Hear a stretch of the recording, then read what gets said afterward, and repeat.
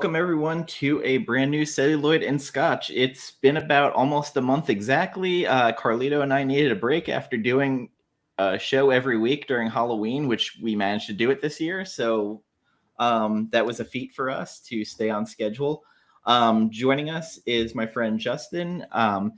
He had a YouTube channel. He's a longtime friend from different comic book forums back in the day. It was Rob Liefeld's forums. Rob Liefeld, who wants this show and this channel, famously blocked by him after the Cavs won the World Championship. Yep. But you and your family are pretty big Disney people. We are. Overall, just, pretty big Disney people, all three of us. My wife does some travel planning stuff with it on the side, and just something we've been into for a long time. But then, myself also I'm a big nerd, so comics of any type, Marvel, DC, Star Wars stuff, I'm into it all, so I'm always up for chatting. What made me ask you is you wrote a very long, detailed review, and usually your reviews are pretty succinct after movies you see, and you wrote a novel about this movie. I did. And I also was very careful when I wrote it. When I first see something, I try to write a very brief, spoiler free as I can with it. Just because I know a lot of people don't see it right away. So, but I did have a lot to say about it. So I try to stay with brief thoughts hey, I liked it. My gripe was A, B, or C, right. And try to I'm getting better at the save it for the show. Yeah. Plus, there's some movies you can't talk about without spoiling it. No, movies or shows too. I'm a big Dark and 1899 person. Just finished 1899, but that's a show you can't talk about without spoiling stuff. It's just not possible. I found it was like that with Black Mirror, because every episode are so every fucked episode's up that different. Yep. So Carlito, you saw it. You liked it quite a bit. I remember from your review, but you, like myself, are a big Ryan Coogler fan. Yeah, man. And I just watched the first Black Panther. I just got done 10 minutes ago. So same. That one's fresh off my mind. So go ahead. No, go ahead.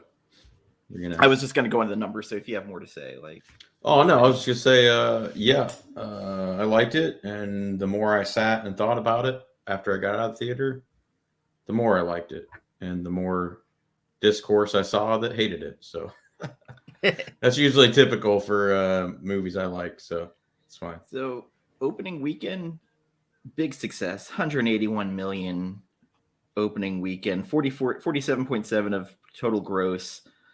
I want to say I saw the budget producing it was 250 million. You can kind of see it on the screen how that played out. Also, they had to shut down production numerous times because of different things. This is a very troubled production, big time trouble. It's done 688 million, which it's made its money, even with factoring in the marketing, which usually is almost another 100 million, usually on top of for big movies like this. So it's made it. It's been, outside of Black Adam, probably the second biggest movie this year. Well, I think it actually has now beaten Black Adam in the amount of money it's brought in. But I think overall it's still behind Maverick for the year, because Maverick, which for whatever reason made $1 billion. Carlito, I'll tell you exactly what it made. For whatever reason. Yes, for whatever reason. It's not my style of movie. That's all. Okay. So I will say part of it, nostalgia. Second part, big part of it. There was a huge drought of movies at that time. Great counter programming against everything else that was out there. Tom Cruise, still a draw. He is. It's amazing. After all these years, he still absolutely draws people. It was a good movie. it was weird that there was still this much interest this many years after. But Yeah. I know there was a bunch of people like myself who waited for other people I knew to see it and kind of hear their opinions, because it was not a movie I was like, I got to go run out and see it. Like, Yeah, it wasn't for me either. Not in the way like Creed 3 is going to be for me, or Creed 2 was, where like all of a sudden I see the Dragos are involved. I was like, fuck you, take my money. Huh. But yeah, I'm a me and my sucker for brother those ran movies. out and saw Top Gun for sure. I had to see it. I wasn't sure after all the COVID development hell, blah blah blah, but man, nailed it out of the park for me. So the movie did great. Again, troubled production, and we'll get into that. I kind of want to do the how we got to this movie, and Civil War. I'd say top 8 of my Marvel movies. Did a great job introducing Black Panther. I thought the villain was good. Zemo was an interesting villain because he was the villain, but kind of secreted villain, but his reasonings were good. And that started kind of a turn for the Marvel villains. Okay. Where they realized, like, hey, we got to give them like legit motives. Right. And we kind of talked briefly before the show started that the villains finally started getting better for Marvel movies. In particular, I thought the change they did to Thanos, making him want to balance the universe, was better than him loving death. Killmonger was, I think, my first fleshed out 100% villain, because you had motive, you had good reason, you had a very charismatic villain. Yeah. Who you were also able to feel sympathy for, even though he was a horrible person, like legit, like shooting his girlfriend in the head in this movie, which I forgot all about. I forgot that. Yeah, no, Killmonger was a very, very fleshed out. Like, when you talk about a fleshed out villain, he was completely fleshed out. Like, you understood everything about him, why he was the way he was. Like, there's nothing left doubting with him. And it's kind of a shame that in Black Panther they kill him, because you want more of him. Michael B. Jordan was so good in that role. And he's an actor who, since I first saw him in Chronicle, he's gotten better and better. And like Creed, I think, is really where I started to take notice of him. Mm-hmm. Where I was like, this dude, he's getting better. He definitely got good at changing his body shape too, because good God, he's jacked. And then I look at the Creed 3 trailer and I see Jonathan Majors is fucking jacked. Yeah, I was like, I'm excited, but there was so much to like about Black Panther 1, because the world building was great. And then seeing Coogler, his evolution as a director, where God, I forgot what movie it was he won an Oscar for early in his career, and then like seeing him do the Creed movie with Stallone, and just now he's doing this gigantic action movie. Yeah. And just killing it and hitting the character moments. And I'll give credit to his writer, Nate Moore, who came in there and was like fleshing out this world, these characters. Weirdly, there's stuff in this movie they reference in the second movie that I forgot. I forgot all about Okoye's husband in this movie. Yeah. And he plays a decent part in that first movie too. Yeah. I always wondered let's see, if I think after Infinity War, he kind of just disappears. Yeah. Yeah. It's weird. I remember hearing he wasn't going to come back because of that movie that he was doing with the horror thriller or whatever. Oh, shit. Anyway, yeah. So, but he just kind of like was. I don't know. I kind of feel like his story never really got. No, they mentioned it briefly in part 2, and like I kind of had blacked out about it. The thing I forgot was the very beginning of Nope? the movie. Is that the movie you were talking about? Nope. Yeah, Nope. Yeah. The Jordan Peele one. I mean, Nope. Yeah. So the thing I forgot about was the beginning, the opening monologue of Black Oh, Panther. yeah. He's talking to his son. That's him talking to his son. And we didn't know that really yet. We just thought it was like a general kind of like that's my Foreshadowing. yeah, that's crazy, dude. I forgot all about that. I really forgot all about that.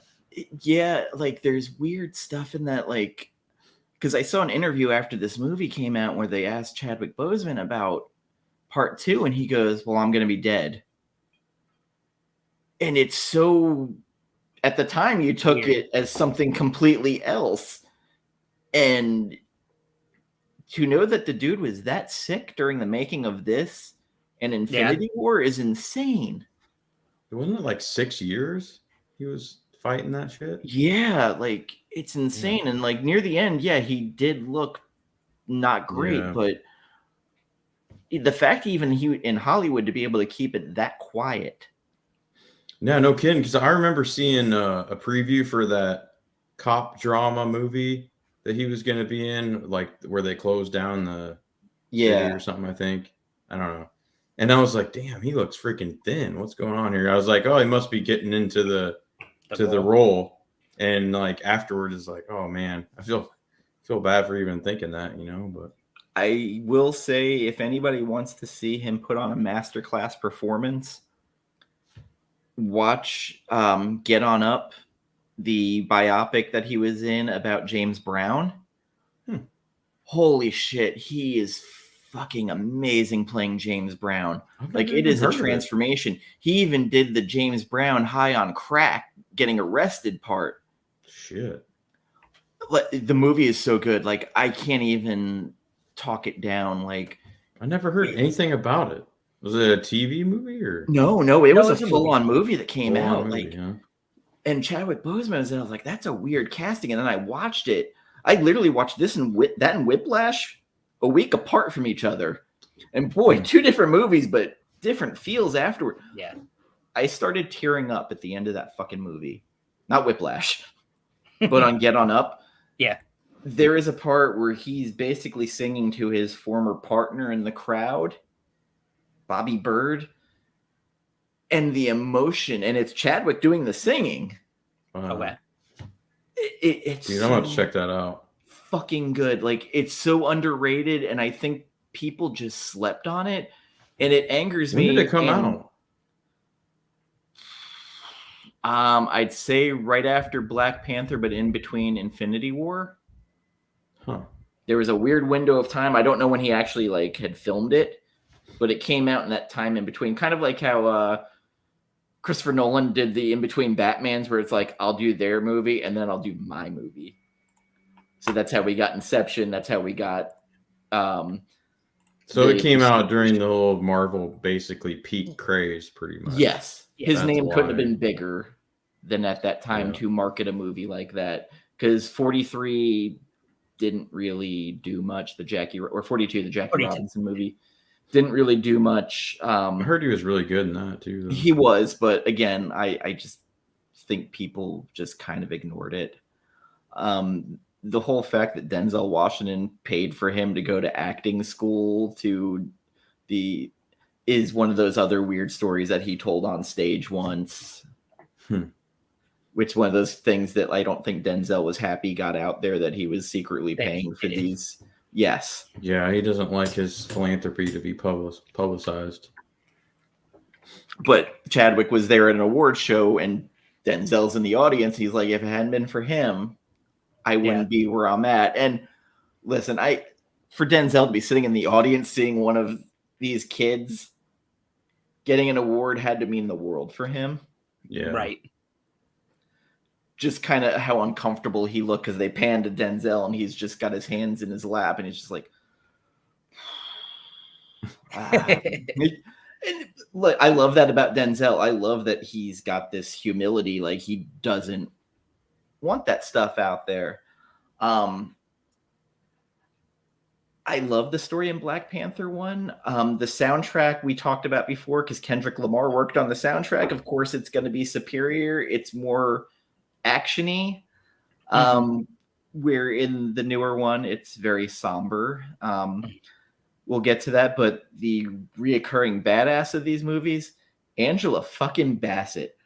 What Amazing. a fucking force. Amazing. The speech she gives in the beginning of part 2.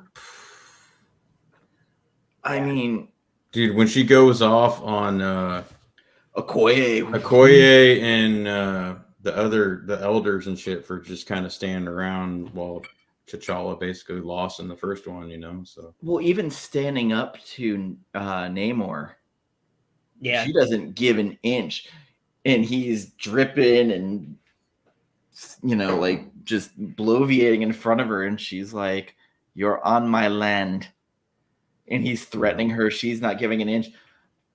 Angela Bassett is just such a force in it, and that's like, I walked out of the theater, I was like, fuck, man, like Angela Bassett killed it. And she killed it in the trailers because they accentuated her in those trailers.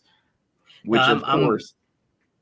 I was going to say, I'm right on board with you there. Like, it was one of those things, and I was the same thing. I walked out of the theater and I was like, man, she was so good in this movie. Just like so you said, good.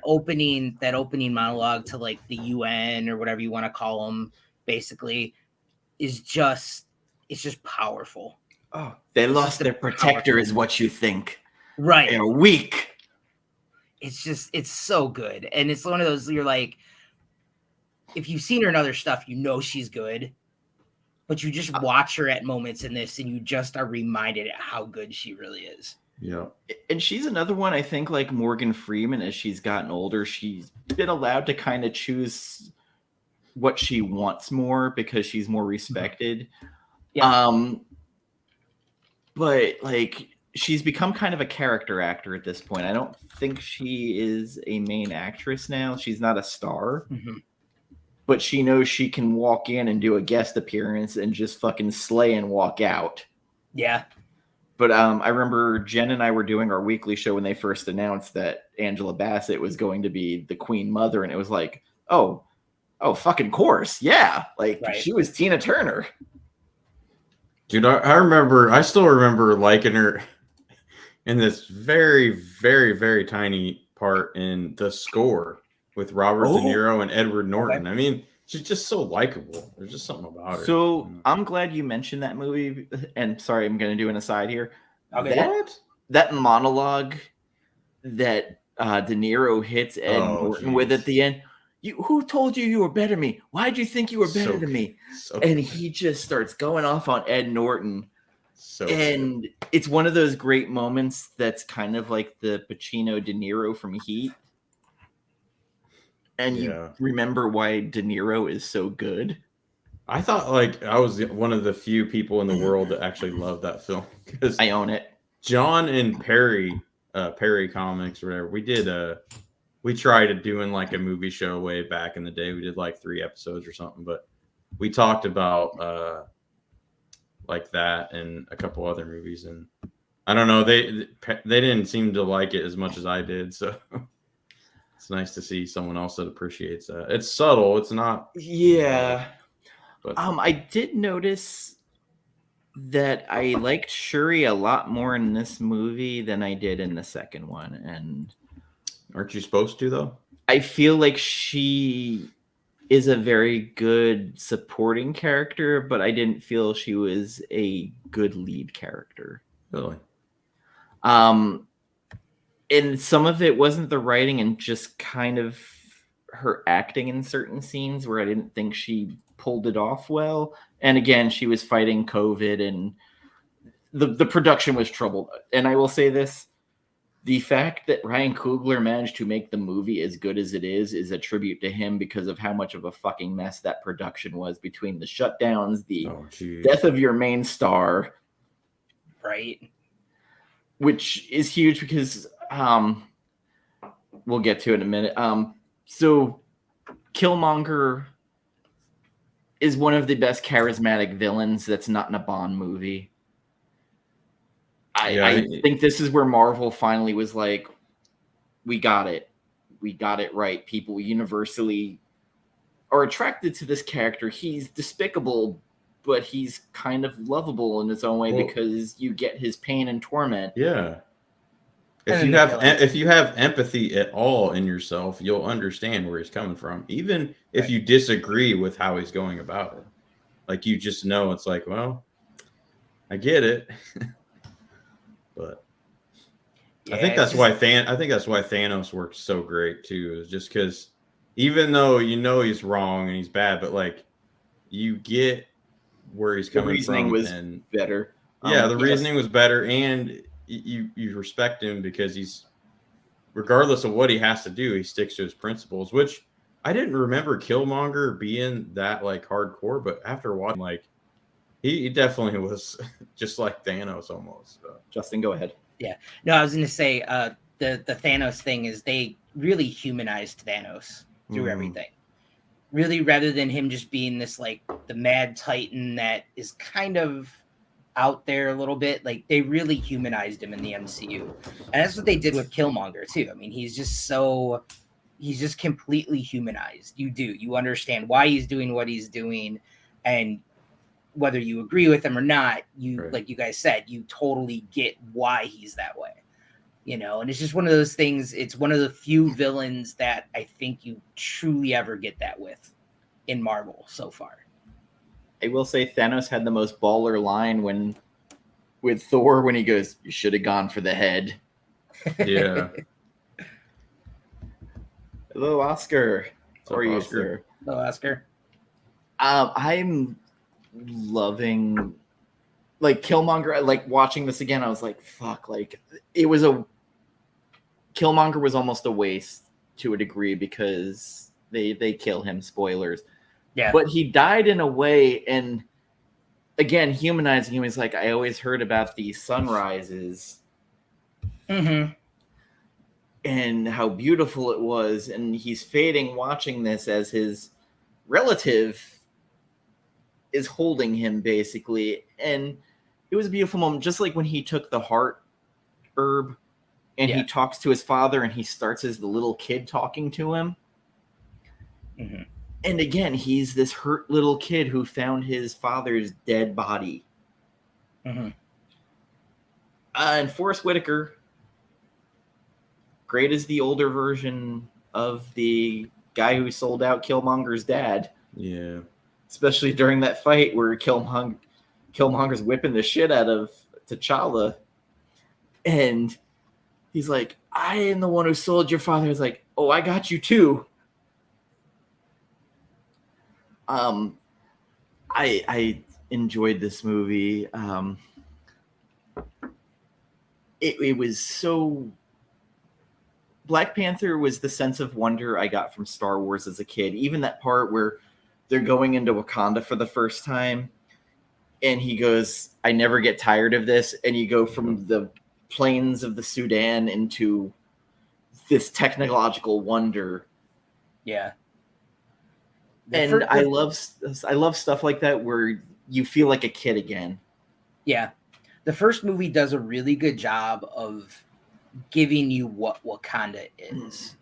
And not only just like the main part, but you get that other part. You get the tribe that's up in the mountains. Like you start to understand that it's more than just that city, even in the first movie. It's like 5 regions. Which I do wish we would have expanded on in Wakanda Forever a little bit. All we get is Winston Duke. Right. And like we barely got him. That was my main complaint. I wish they would have really expanded that a little bit more. But again, I think their plans obviously had to change so much. Once you lose your star and you lose Chadwick, like the whole overall feel of what they were gonna do. And I guess once we really get into Wakanda Forever, we can talk about that. But like Shuri's journey she takes, I don't think was originally her journey. I think it had to become her journey, Yeah. So again, I think when this movie first came out, Black Panther 1, I was 8 out of 10. Like I left the theater just with that sense of little kid wonder, and you leave and you've got the Kendrick Lamar track, All the Stars, playing with SZA. Mm-hmm. And then you go into the White Wolf, Bucky, showing him playing with the kids, and it gives you just enough of what's to come, but not too much. Well, before that, even the mid credits with him talking about opening up Wakanda. Oh, yes. That. Yeah. So great. I also liked Andy Serkis in this as Claw. I thought he was a Bond villain in this one. He was. He 100% was. And I liked him better in Ultron, I think, than I did in this. But yeah, but I feel like they're like, just play whatever you want and act like a crazy scumbag. He's like, I've got this. I mean, the fact Andy Serkis has managed to get into the MCU, the Lord of the Rings universe, and the Star Wars universe that's at this pretty point. Amazing. I mean, I was thinking that shows you who he is. At the same time, I was thinking, God, he's a little overplaying this. I was also thinking that as well. So yeah, but I think that's what he wanted to play Bond villain. I really think that's for sure, dude, for sure. Yeah. Because I had seen an interview with Tom Hiddleston, and when they brought Loki to him, he goes, "Can I play it like a Bond villain?" They're like, "Yeah." So that was his thought process going in: is I'm going to play this like a Bond villain. Interesting. I think they may have gave him notes after he tried to play it. Like Probably.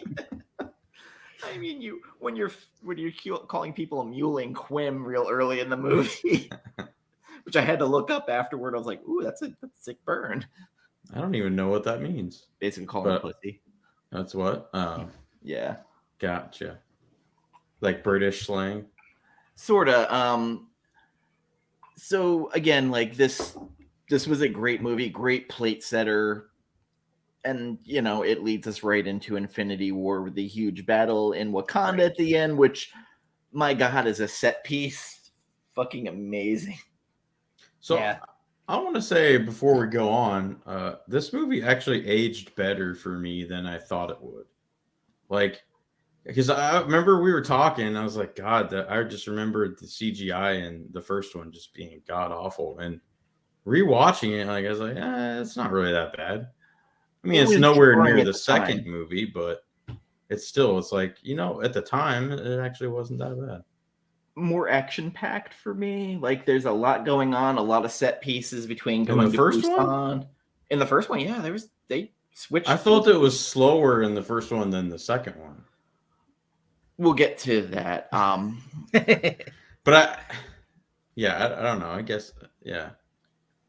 Maybe it's just the pacing of it, like, worked for me more. Maybe but I did get lost in a lot of the holy shit, look at that. Holy shit, look at that. Yeah. So there was a lot of that for me. True.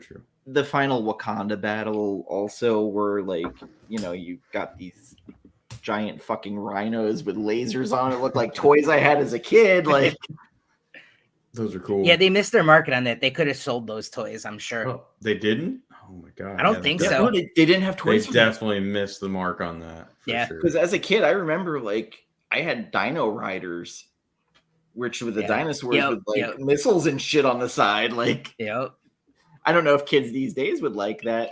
I mean, I know they had all the Black Panther figures and stuff, but I think they totally missed the boat on having the rhinos with the lasers for them to ride. I gotta talk to our buddy Carl about that, since he works at a toy company now, and be like, bro, like, you guys missed out. Hey, what are you drinking, Dan? I'm on the Balvenie Doublewood again. Oh, I'm on the Glenfiddich 18. Ooh. So I've had the 15. I haven't had the 18. How is it? God, I'm not good at that. So it's as you can see, it's almost gone, but I haven't touched it in like a year. So my smoke wagon order will be arriving. My gift set. Ooh, dude, you're gonna. So Liquor Brothers had 15% off if you had over $100 order. Nice. You're gonna love it. You can order directly from Smoke Wagon now too. So. Oh, really? And they actually have your steak should be fine. Yeah, there's another one, blue. Or no, Buffalo Ridge? Buffalo Trace. Buffalo Trace. Yeah, they had a sale on that for $20. Yeah, I haven't tried it, but that's usually about $25 around here. Okay. It used to be rare, but you can find it at a lot more places now. I didn't want to order the Eagle Rare Select. That was $100 a bottle. Oh, Eagle Rare. I actually found one store near me that has it on Thursdays usually. So the 24th of every month, the store by me gets 4 bottles. Nice. 4.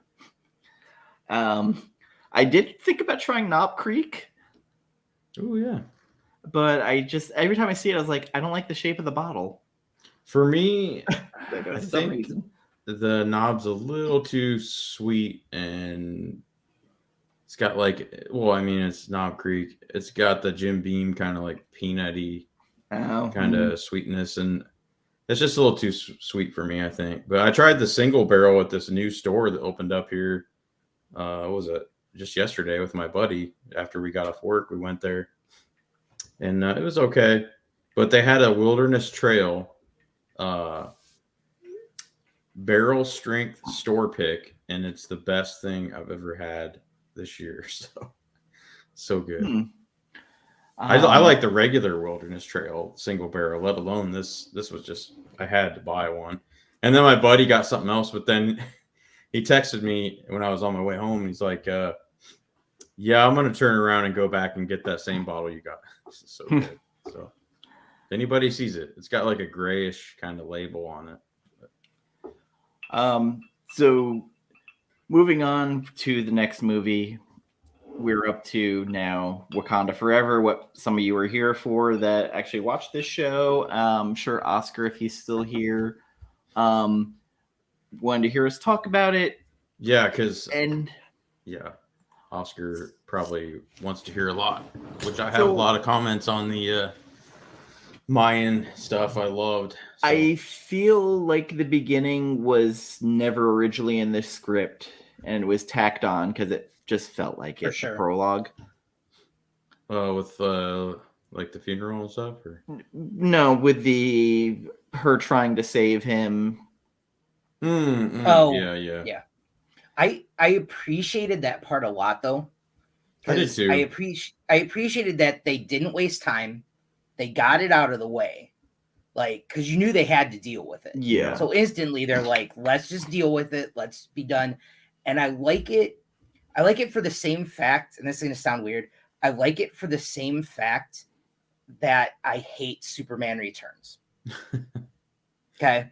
It's totally weird. It's a weird combination. But like the thing that Zack Snyder never understood about Superman is Superman has that human side, and he has to always Wait, are you talking about Sorry, Man of Steel. Okay. Oh, Superman Returns is a whole other movie. My bad. Man of Steel. Okay. Man of Steel. My bad.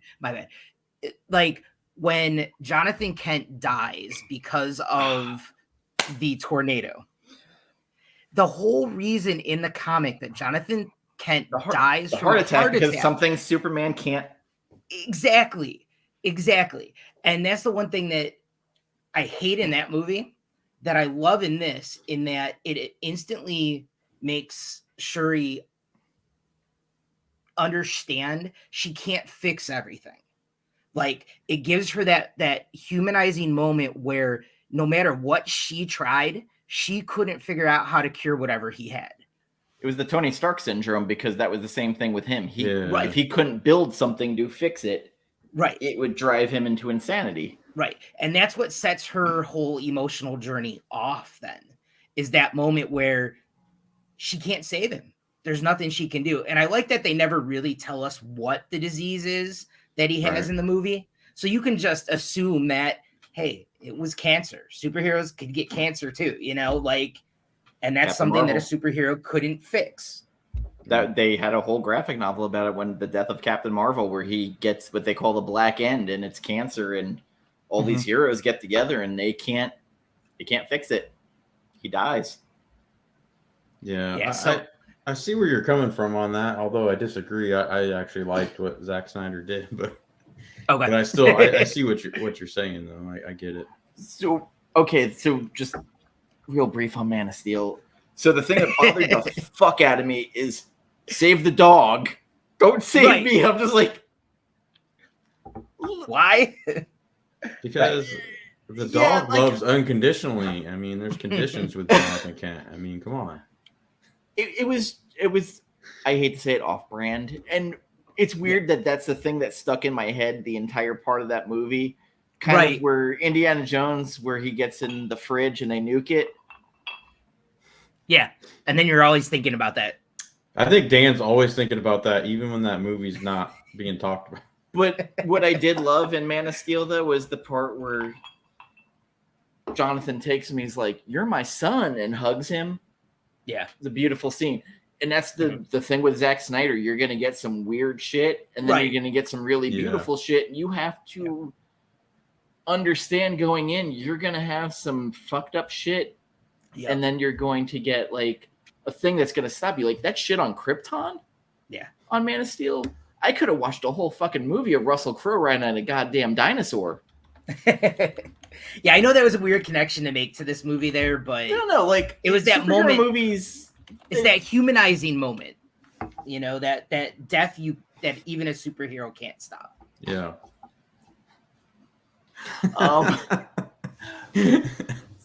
So going into this movie, there was a lot of stuff. Letitia Wright was very much against COVID vaccination. Then she broke her ankle. They had to shut down production many times. Disney had a mandate about COVID. And honestly, if you're in a business that is telling you to follow these rules, maybe if you're not vaccinating, just wear the dumb mask. Right. But again, there's so much money at stake, and every shutdown probably raised the budget of this movie. And as we talked about earlier, right at the beginning, there is this incursion on a Wakandan outpost while there's this hearing going on. Mm-hmm. And Angela Bassett just fucking walks in like a boss with her Dora Milaje. And she just tells everybody what the fuck is up. And she's so amazing. Just the strength. And she manages to portray the pain. Is the car alarm going off? Yeah, how'd you know? Can you hear it? Yes. Yeah. Wow. But she manages to not mine, also but facially show this pain that she's going through of like, you think because our protector is gone, we are weak. And then she's just basically, here are your people. Right. You sent, and just walks out like in a Janet Jackson Rhythm Nation way, and fuck, like, and that's not even the best speech she gives in this fucking movie. No. It's an amazing part though. Like it just lets you realize, like, you just go, damn, she really is the queen. Like, she really is in charge of everything there. The funeral happens, and well done, well shot. And you saw some of it in the trailer where they have the mural of T'Challa. And they're all in white dancing. Yes. Yeah. And I right away remember the trailer, which did a great thing with doing that tribal version of Bob Marley that went into Kendrick's All Right. Mm-hmm. It was right when they showed the picture of T'Challa where it was, everything's going to be all right. And then they start showing all the action happening. And again, Ryan Coogler or whoever is editing his trailers, great fucking job. Like, people, the art of trailers is so understated because to show little yet tell you so much is an art form. And I will say that Christopher Nolan might be the master of the teaser trailer. Because have you seen the Oppenheimer teaser? No. Oh, you know I have. So did you ever watch Red Eye with Cillian Murphy? No, I actually did not. Did you see 28 Days Later? Yes. Okay, so Cillian Murphy, even in the Nolan stuff, kind of creepy. He's playing Oppenheimer, the guy who created the atomic bomb. Okay. And basically, this is Oppenheimer's life up until the bomb goes off. It's I forget how many months before and then after. Okay. And it's the actors that are in this movie are fucking amazing. So like Nolan's already, and this is his first non-WB movie, if I recall. Is his own studio or who? I think it is, but after he's got enough money after the whole Tenet fiasco with him getting pissed at them. So God, I'm gonna tell you right now, and I know people probably disagree, but if that had came out pre-COVID, that would have been a massive blockbuster. It would have. So, probably. I mean, let alone just for some people to see it in the theater their first time, and even if they didn't like it, like it just so much better. We talked about it being a theater experience because the distractions aren't there, so you can pay attention. Well, that and the sound too. The sound on the Blu-ray and 4K is so disappointing that it's not like master. Robert Pattinson has become, in my opinion, I don't know if he's a star actor, but I think he's a very good character actor. I think he was great in Tenet. He was, but I'm just saying, like, I think a fan of him in the Batman, but that's a different story. It's a good way to put it. We've talked about that. So, like, you can be a very good character actor. You can lead a movie, but like, I think The Lighthouse. Yeah, he was with him with Willem Dafoe might be his like peak of like, I have to act against this fucking madman and match him. Yeah.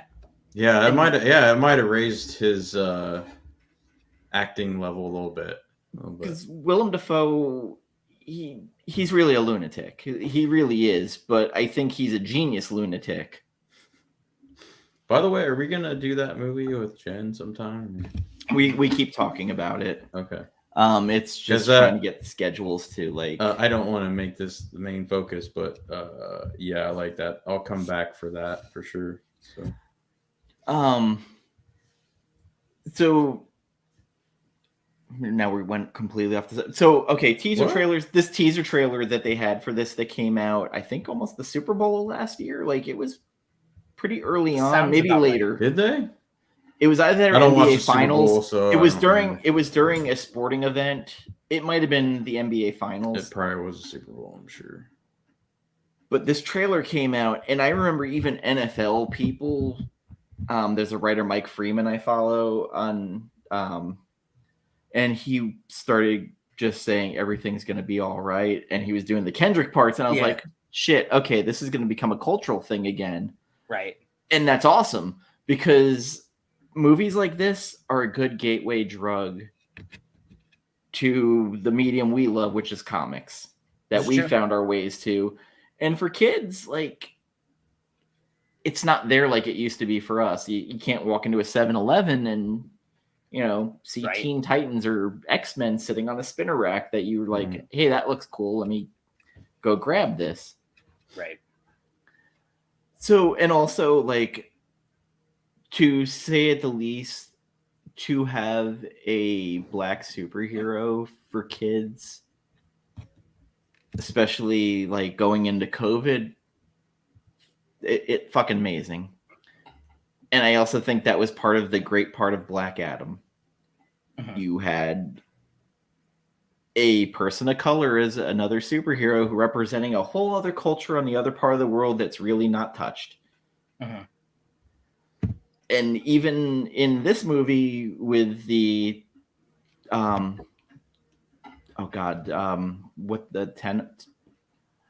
what was Namor? They weren't Atlanteans. They were, what was his tribe called? Begins with a T. Tekalon. Yeah, it begins with a T. I can't remember right now off the top of my head. Tulakon? That sounds right. But so they made a genius move to get away from Atlantean and have this Mayan tribe. I loved it, man. That, well, they had their shaman force people to take this herb that ended up making them not be able to breathe air anymore. Which then I got into the MacGuffin of in the first Black Panther, they were able to counter the effects of the herb and take away Black Panther's power. So why didn't they use this?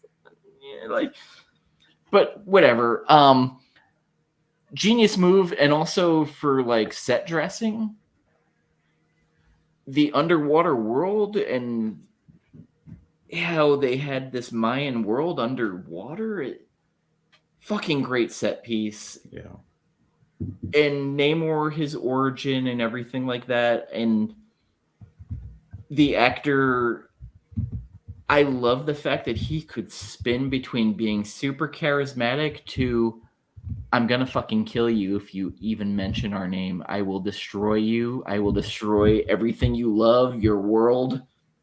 And then just smile and go back into the ocean. Right. And I'm gonna let Carlito talk about it before I do, because I know he's wanted to talk about the Mayan kind of stuff. I mean, Dan's covering most of it, but yeah, like for me, I've always been fascinated with Mayan culture, pyramids, the history, just everything. And so anytime someone throws that in their story, I'm immediately like, I remember there was a book, it was a fictional book using the X-Files characters Mulder and Scully called Ruins, and it was kind of a similar thing, and I love that one too. I think that's probably my third favorite fictional book of that series. But yeah, I don't know what it is, man. It just fascinates me, and I like that basically Latin American culture is kind of brought into the MCU finally, I think. Yeah. So my co-host Gambit from Ink Panels very quickly had posted that most of those beach scenes were all filmed in Puerto Rico and places near where he lived. That's so cool. I'm sure filming there was very cheap, especially post all those hurricanes that have destroyed them too. Yeah.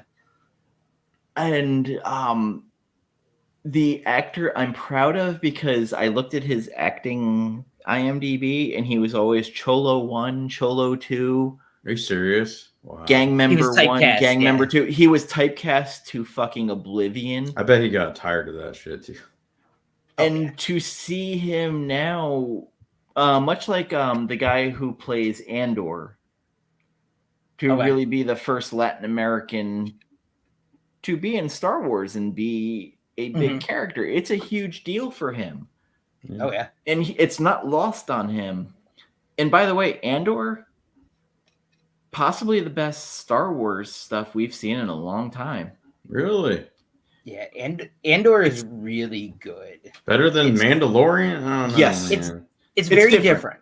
It's not a Western. As I try to tell everybody, like, the thing with Andor, I know we're going off track here, but the thing with Andor is go into it understanding that it's the reality of the everyday person under the Empire. It's the shit you'd have to deal with. That's definitely if you liked Rogue One, you'd like this. Right. That's the only way I put it. Right. Either you join the Empire or you die. You live in poverty or you fight them. Those are your three choices. There's no, hey, I'm going to live good. Like, no, they treated you like crap, and like it was an emotional spectrum. Yeah. And that's what I'm always, people, I've talked to some people about it. I'm like, you're not going to get Jedis. You're not going to get Sith. You're not getting the mystical adventure. You're not getting any of that. It's just everyday life under the No Baby Yoda either? No. No Timothy Olyphant either. But so, like, I know people complain about it, but I love the fact they're implementing these other cultures into this because it's important. And honestly, Atlantis, no one gives a fuck. I'm going to be honest. Being a DC guy, especially, I could give two fucks whether or not they change the history on Aquaman, Namor. So it makes sense for them to do Atlantis because Aquaman came out. Yeah. Mm-hmm. And honestly, it gives you better costuming. I thought so. Better costuming, better history, in my opinion. I mean, especially since it's so parallel to real history a lot. Like, I'm a huge history guy, so yeah, I just find that there's stuff more interesting. So much that we can go into with that, in that you have this, you have a dichotomy between what's underwater in this kind of Aztec, old school Mayan like ruins that they're living in, versus Wakanda, which is The super kind of Yeah. technological, futuristic. You get this major like dichotomy between them. So you have that interesting look to begin with. And then, like you guys were saying, bringing in that whole Aztec Hispanic culture, being, I don't, not everyone watching knows, I know Dan knows, but being a teacher, being a middle school teacher in a school that's very split and diverse, probably a third of it's Hispanic. It's interesting to see their reaction to seeing that kind of stuff.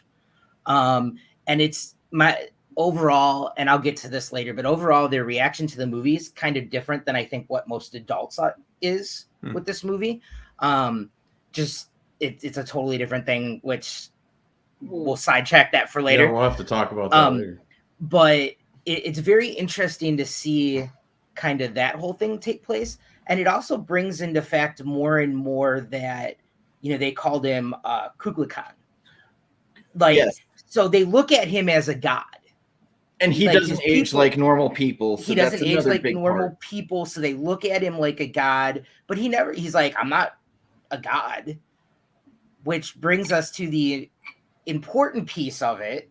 Mutant. And of his characters, mutant, which we keep seeing pop up now in show after show. And they're starting to use that word more and more.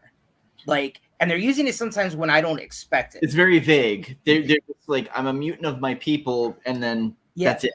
And I don't know that people noticed. I know She-Hulk is a very different subject for a lot of people, but I don't know if how many people caught in the first episode when she's talking to Bruce, and Bruce says, I found a mutation in your blood.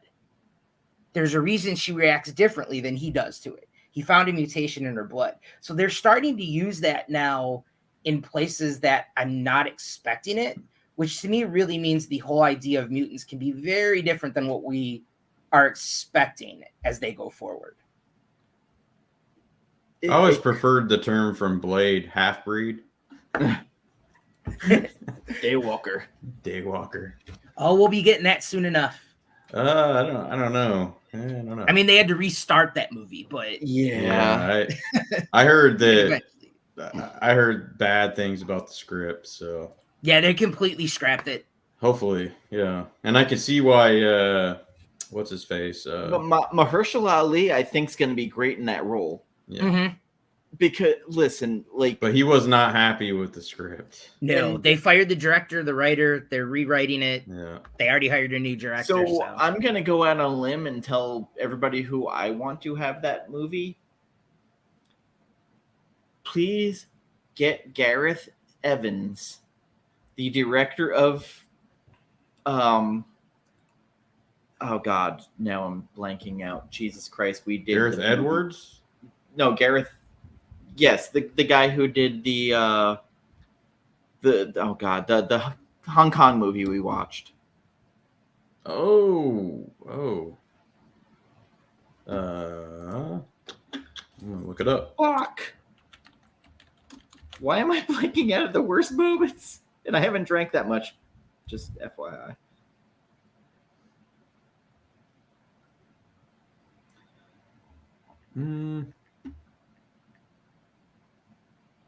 Oh no, Gareth Evans. The Raid. Evans. Evans. The Raid Redemption. Yeah, I was thinking of the guy that did Rogue One and Godzilla and The Raid Redemption is one of the best action movies I've watched in probably the last 20 years. Really?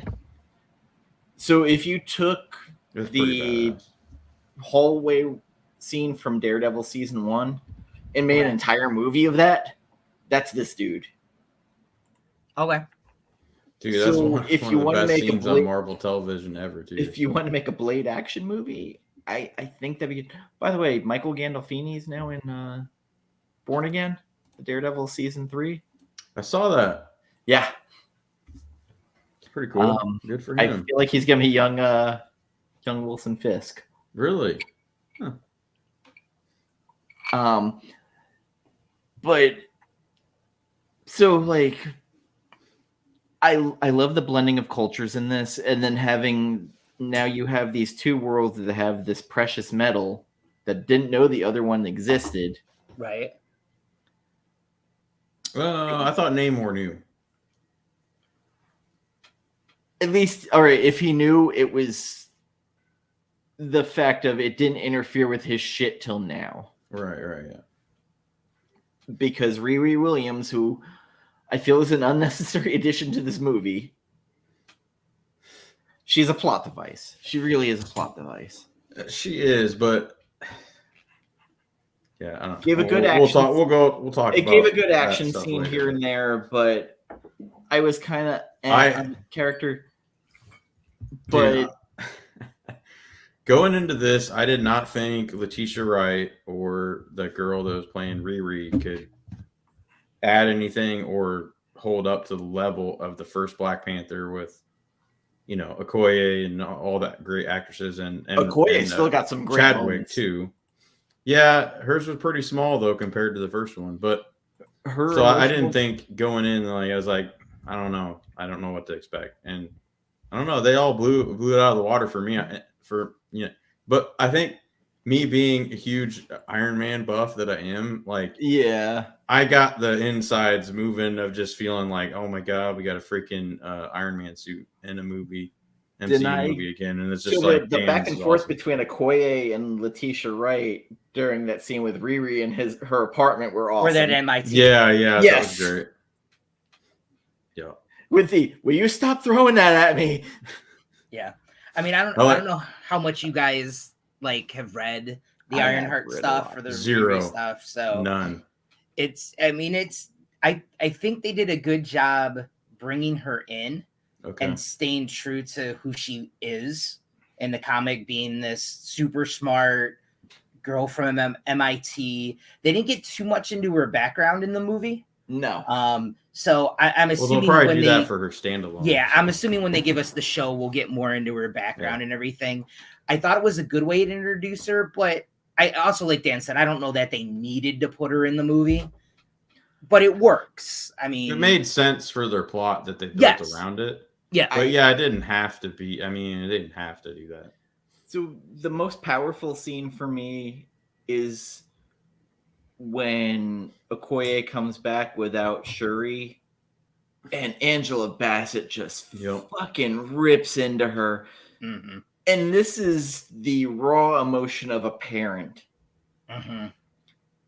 And she's like, I have lost everything. Mm-hmm. And she's going off. And I may be overdoing it, but I felt that was an Oscar moment. I agree. That's a supporting actress moment.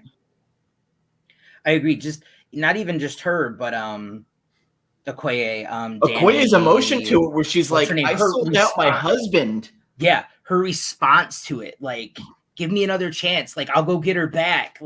That whole, their just interaction back and forth. Yeah, is just great. She warned her before she went, don't take my daughter. Mm-hmm. And again, I think people take for granted how good Angela Bassett is as an actress. So good. And it fucking kills me. And Carlito and I have talked about this before. Morgan Freeman's in so many damn movies. Denzel Washington's in so many movies.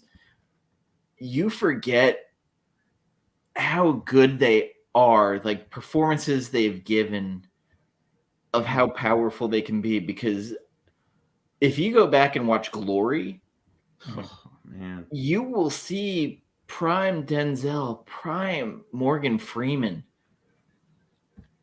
And everybody goes to Training Day for Denzel. And again, great monologue. It's great, but great fucking monologue. It's not his best. Glory is great. Devil in a Blue Dress. Dude, Crimson Tide. Him versus Gene Hackman. Holy shit. And James Gandolfini's in that, and a lot of other smaller... what's his face from Lord of the Rings is in it too. I can't remember what he plays, but God There- damn it. There's actors and Yeah, actresses. that's a big cast to choose from. Yeah, there's Yeah. actors and actresses. Well, even if you even go to The Departed, Alec Baldwin has some great fucking moments in that. Oh, I forgot he was even in that. Yeah, he has some great moments in that. Yeah, he does. Even and again, like that is oh god, the Joker. Why am I blanking? Heath Ledger? No. Joaquin Joaquin Phoenix? Or Jack. From Batman the original, Jack Nicholson. Oh, Jack Jack Nicholson is Nicholson, such yeah. a powerhouse in that movie. You forget Mark Wahlberg has some good moments in that. Dude, I love the ending. It's so great. Matt Damon fucking gets it. Yeah. Just fucking kill me, man. Kill me. Love it.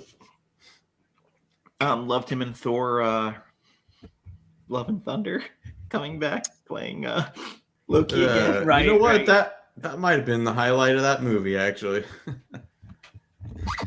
So I do love that Ryan Coogler takes this shit serious. Yeah, He that's what I really like too, took it man. Serious. And again, bringing in another nationality, another race into this is good. And I know there's people in the community who just can't stand fucking diversity. Well, Atlantis is supposed to be. No, just shut the fuck up. See, I think they did it right. Like, This was a good move. This was a here's great the thing. Like, fucking move. I kind of, sort of, somewhat, halfway understand some of what those people say, because what I don't like is when they do it just for tokenism. But if they have a great story behind it, and if they have a great like purpose, They came up with a whole backstory to they came up with a whole backstory, like great purpose behind it. Then Yeah. you don't. It's you're not like making just a point about diversity. You're making a great story which includes diversity, which is better than just making a diverse. And again, in my Nate Moore, the writer who worked on this, Yeah. you probably aren't getting the credit you're getting no. for holding this movie together. Yeah, giving that backstory of them having to flee because they're being invaded. Yeah, colonialism, And then, basically. like the realism of it, and it gives them a backstory, and it makes sense. And I read somewhere where Kevin Feige basically said, "Look, we didn't want him to be Aquaman. Right. Like, we needed to find a way to make him different for the MCU," and they did that. They did a good job the of that. wings not look fucking gay as fuck. Right? They could have been really stupid. Like they made it work. I'm not And gonna you lie. can- When I saw that first teaser or whatever, I was like, "Ooh, With the baby with the making- wings on his feet. I don't know." But then, But even making his powers, them saying, "Oh, he diffuses." I've never even the Marvel handbook of the Marvel universe. They've never explained his powers that way. Where I'm like, oh, yeah, Right. makes sense why he have to go back into the water. Right. And The that battle at handbook's the the end, handbook's probably my extent of my knowledge about Namor, pretty much. So. the battle at the end, Yeah. good. That was solid. Oh yeah. So I have some thoughts on that battle. But even then, he's tactical thinking because you saw his thinking at the very end. Yeah, I just maybe it's the Thanos lover in me, but I had this moment where I'm like, oh, please just kill him. He's Just a wrestling heel. But He's a I knew wrestling that heel. I knew it wasn't going to happen, but still at the same time, I kind of wanted to just go through with it. But I don't know. I'm kind of glad that. It's interesting that they didn't kill him. Yeah. In that, I was reading, they still can't do anything standalone with him at all. But M'Baku Really? told her, Yeah, because of the that way if you the kill him, legal rights are. Universal and still owns the Hulk and Namor. Mhm. They can only put him in other stuff. Is the loophole. Wait a minute. So has Universal even used Namor in like Nope. 10 Nope. years? Nope. How the hell do they still own the rights then? So Stanley, different properties went to different studios, and of course, Fantastic Four had a time limit because it's more popular. Right, and so did Hulk too. And Hulk and X-Men, but Namor did not because Namor had never had any interest. So it became however many years they bought it. Stan Lee will get killed for this, but Marvel was going bankrupt, so he had no choice. Yeah, but no, I get what he did. I mean, he did the right thing to keep Marvel afloat. Just for anybody casually listening who don't know, which, by the way, Stan Lee's cameo in Black Panther, I completely forgot about, and I forgot too. It caught me off guard, and I was like, "Holy shit, he's stealing Black Panther's chips." It's been a while since I watched it, so. Oh god! Remind me, what is his cameo in there? So they're at Black Panther wins playing craps. Yeah, they're at that poker bar. Stan Lee walks over and goes, "Well, I'll take these. Yeah. I'll just go ahead and move these over here." Yeah, I remember now. Oh my god, so good. Yeah, nothing beats Tony Stank though. When I saw that in Civil War, like that was the greatest. And then even what's his face, Rhodey's like, "Yep, that's him." Tony Mr. Stank. Oh god, it's so great. Even before we get to that final battle, the pivotal moment in the movie is really when Namor attacks Wakanda. Yeah. Oh yeah, that moment. I didn't think they were going to go out with that, and they that really is Angela Bassett's most boss moment. Yeah. For a African American woman she's never met. Yeah. She saves her. Yeah. And she's defiant. She's queen. She's that part where he's at the glass and she's at the glass and it's cracking. Uh-huh. And guys, if it sounds like we're talking about Angela Bassett, you got to watch this fucking movie because if you want to picture how a queen would be, this is it.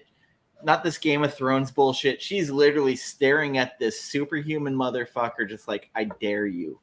Yep. Is it weird that I kind of have a crush on her now that we're talking about her? Not at all. No.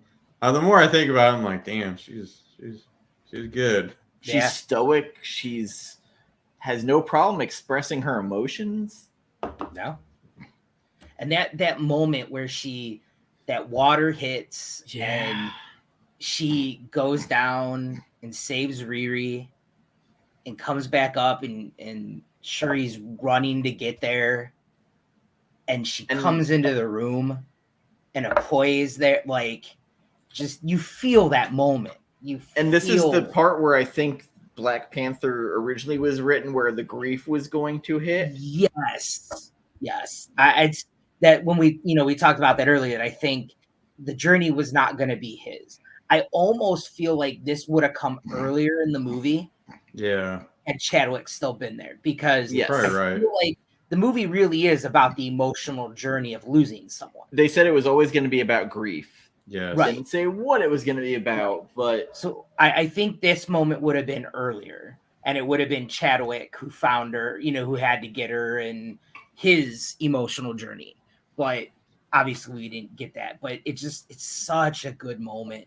And you really do start to understand then where her headspace goes. Well, even Riri is just like, why did this woman just die for me? Right. Yeah.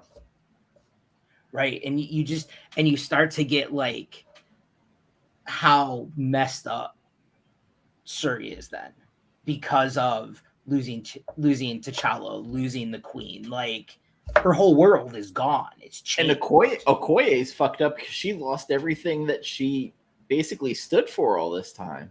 Yeah. And Denai Guerra, I think that's how you listen. Walking Dead, she's fine, but I really think she gets to show off her acting chops in this movie. She shows a little bit of humor, and man, like, when she gets stripped of her duties, you see the pain in her of everything she's given up for this country. And like, it hits. And even Shuri is conflicted after seeing Namor's home, between the sun they have coming out of the temple. So a lot of this is setting up a lot of emotional conflict. Yes, very much. Do I think some of the actors played out as well as they could have? Not really.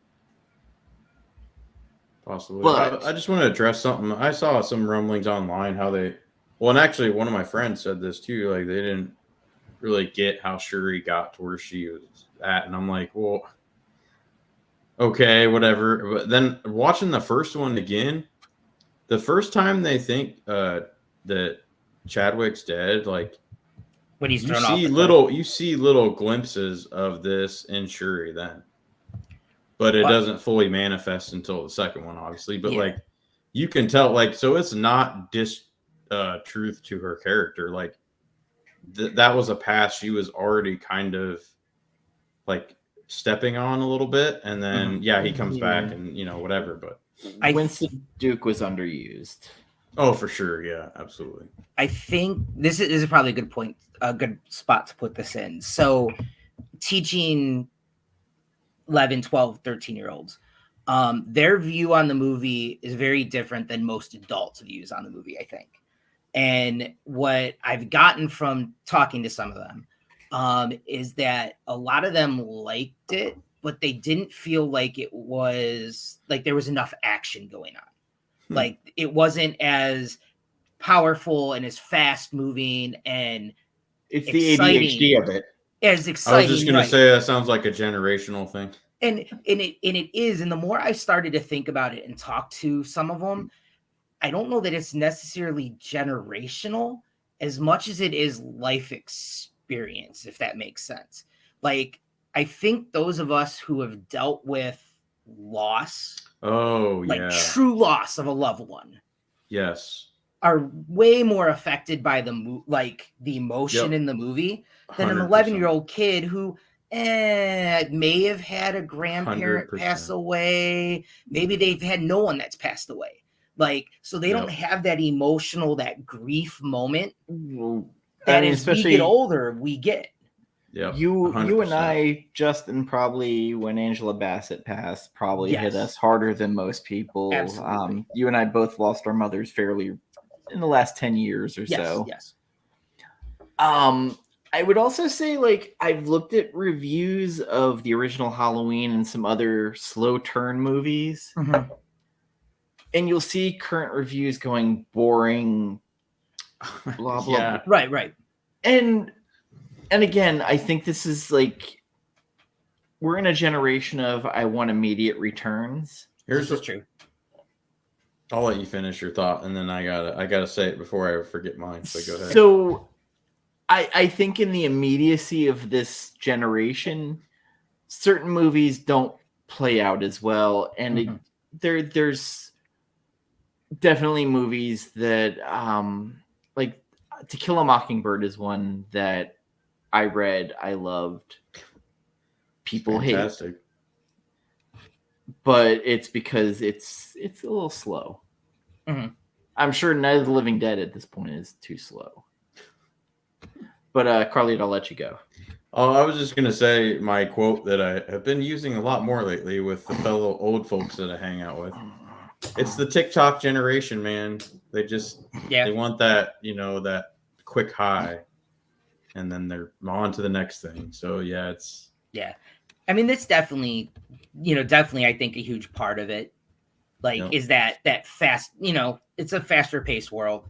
But the more I started to think about the people that I've talked to that it's resonated with, it's people who have like those emotional moments hit them a lot more. Dude, that's why I like this. I think I like the second one just a smidge better than the first one because of that. The after credit scene with Namor, where he's already thinking 5 steps ahead. Yes. Yeah. Where he's like, they have no friends left. They're going to have to turn to us. After his lieutenant's like, I waited my whole life to be one of your people. And he's like, they have no friends.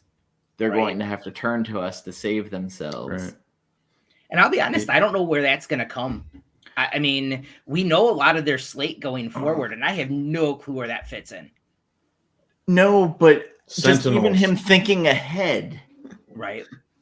of just like eventually the world's going to turn on them. Yeah. Mhm. And we're their only friends. And I think that was in Shuri's head too when she didn't kill him. I think so too. Yeah. For sure. Yeah. I mean, just and I mean it goes all the way back to with what you were saying, Carlito, about Suri and just her people not understanding how does she get to this point. You lose a loved one, you're going to be angry. Not everybody takes it the same way. There is the 5 levels or 4 levels where it's of anger, grief. Depression, denial, acceptance. Right. Yeah. And in this case, she's lost both her brother, which she was just starting to come to. Well, her father, her brother, her father in the first movie, her brother, who she's just starting to come to terms with when her mother dies. And that sends her over the edge, especially because it's not a natural cause. It's by this bad guy who she thought was a good guy, who she thought she could work with. But he's always expressed, I am for my own interests. Right. She kind of, in that, before she comes back, she thinks she can work it. She thinks she can work with him. I think she got Stockholm syndrome. That's what I think. Yeah, a little bit. And it goes in that moment, and then she wants revenge. And that brings me to the absolute unexpected cameo. Oh, I love the way he shows up. I did not see it coming. I'd heard it was happening. I didn't know how. I had it. I forgot already. What is this cameo we're talking? When she takes Killmonger and Killmonger. Gotcha. Like, I did not see it coming. When she takes the plan, I'm like, all right, she's gonna see Mom, or they're going to have put like a CGI version of Chadwick in there to talk to her. Like, are you the one with morals, or are you the one who wants to get stuff done? She walks around that corner and Killmonger's sitting there, and I was like, what? Like, I literally, like, in the movie theater, I was like, oh, that's awesome. Like, I didn't hear anything, but I didn't think it was going to be a digital Chadwick, because I don't think they would have done that. And then I wasn't sure if it was going to be her mom, and I wasn't really sure it'd be Killmonger, but the way her path was going, I'm like, the progression was going that way. There's no way it's going to be her mom. So and how much it jarred her. Yeah, dude, that was I loved it. I heard some people making fun of it, but he's so charismatic. He looks ridiculous, and like, I don't know. I thought he is so charismatic. He's like, you want to be the one like your brother with the morals, or you want to be the one that gets stuff done, right? And in the end, she was kind of both. So yeah. But I love that discussion because it was enough to scare her, right? Because there was some truth behind his words. Kind of check her a little bit. Yeah. And I don't think there wasn't anybody there to check her. She just was kind of riding that emotional wheel, and like, she just, she kept going with it. And then that kind of made her think, oh, I'm not sure I want to go down that far of the path, but. And also like Lupita Nyong'o. Lupita, like, her role was interesting because she kind of was like guiding but not guiding. Yeah, I like her a lot. And then the reveal at the end was which I will say was actually Chadwick's nephew. That's awesome. Was it? Yes. Okay. I didn't know that. My friend started crying at the end, apparently, because he realized that was a family member of Chadwick, and he said that really hit him hard for some reason. I didn't realize it was his nephew, but honestly, that moment honestly hit me too. Like, when she's talking about, when you realize that's the reason she didn't go back for his funeral. Yep. There was a reason she didn't go back to that world.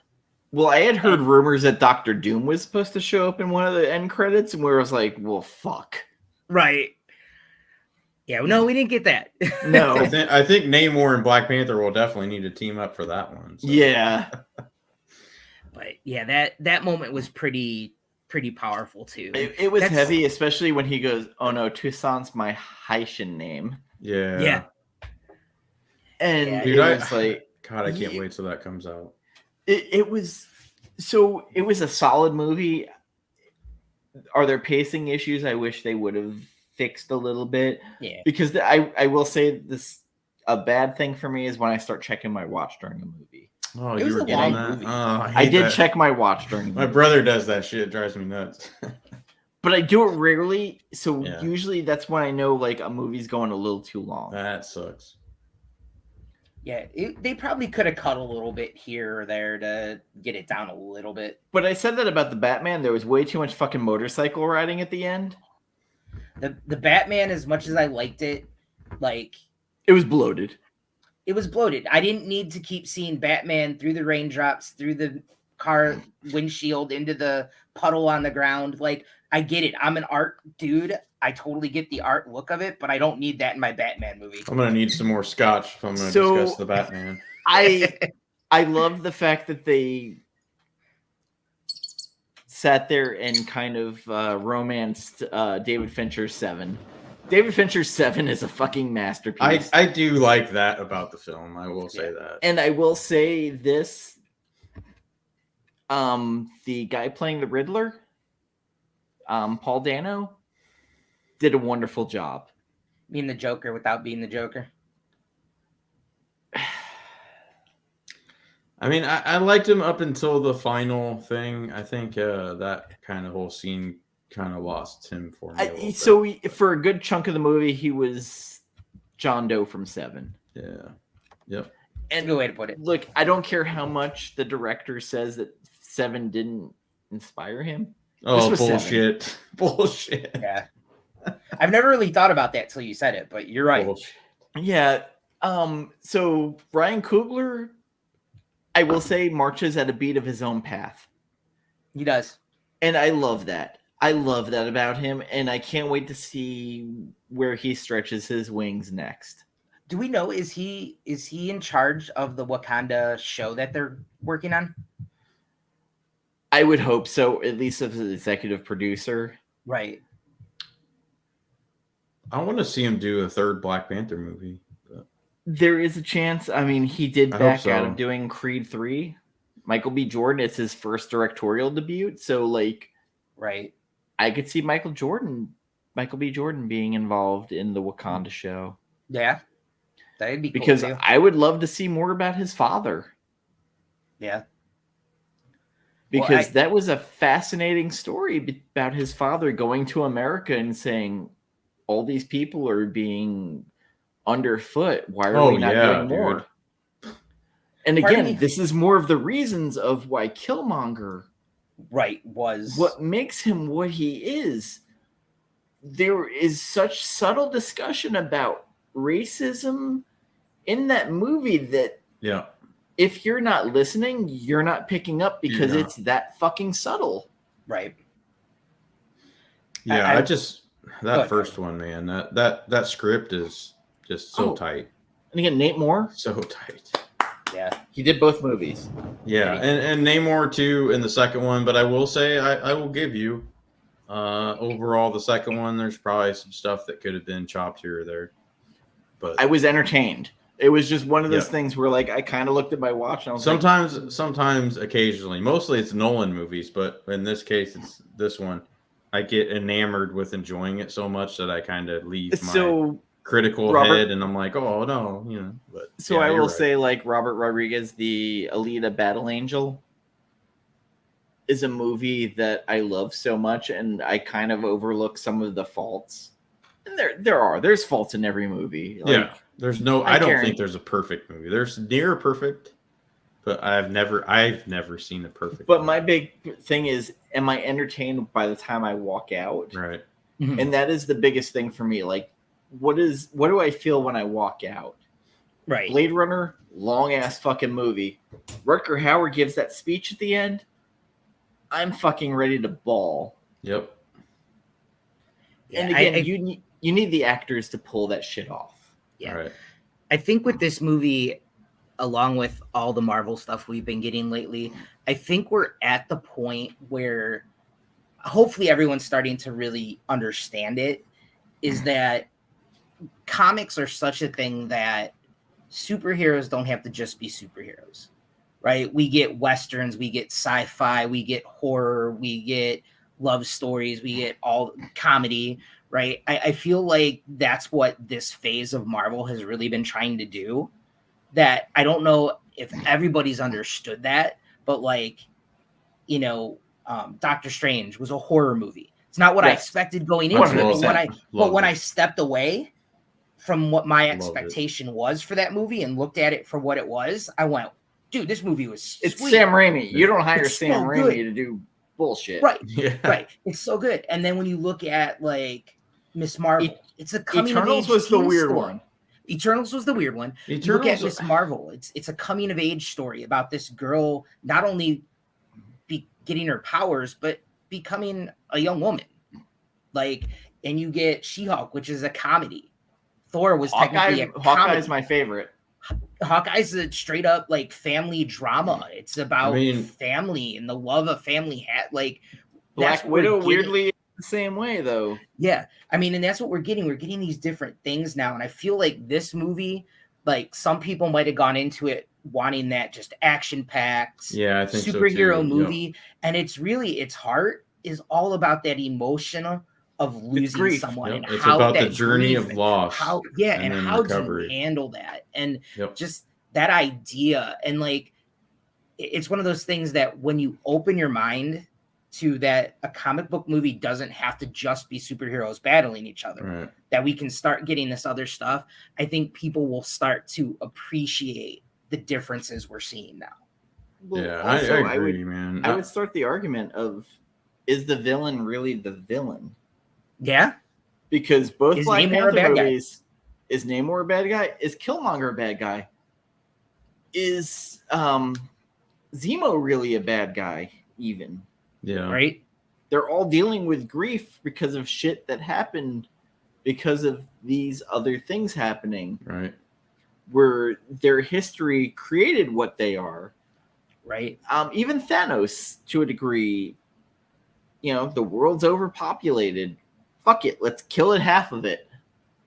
And like, I think that's one thing that they've done right throughout most of the phases is, regardless of what they've changed compared to the comics or whatever, blah, blah, blah, like they've tried to make everyone relatable to a certain aspect of the story. So like, even if some people can't relate, most people can. Like with Black Panther 2, most adults can relate to that stuff, you know, like kids and young people probably not so much. So they might not like as much. But for me, Black Panther 2 after Thor Love and Thunder was a beautiful reawakening, because I thought after Thor Love and Thunder, I was like, if this is the Marvel path from now on, I'm not in. Like, it's not for me. So they're very different movies. Very different movies. And, you know, I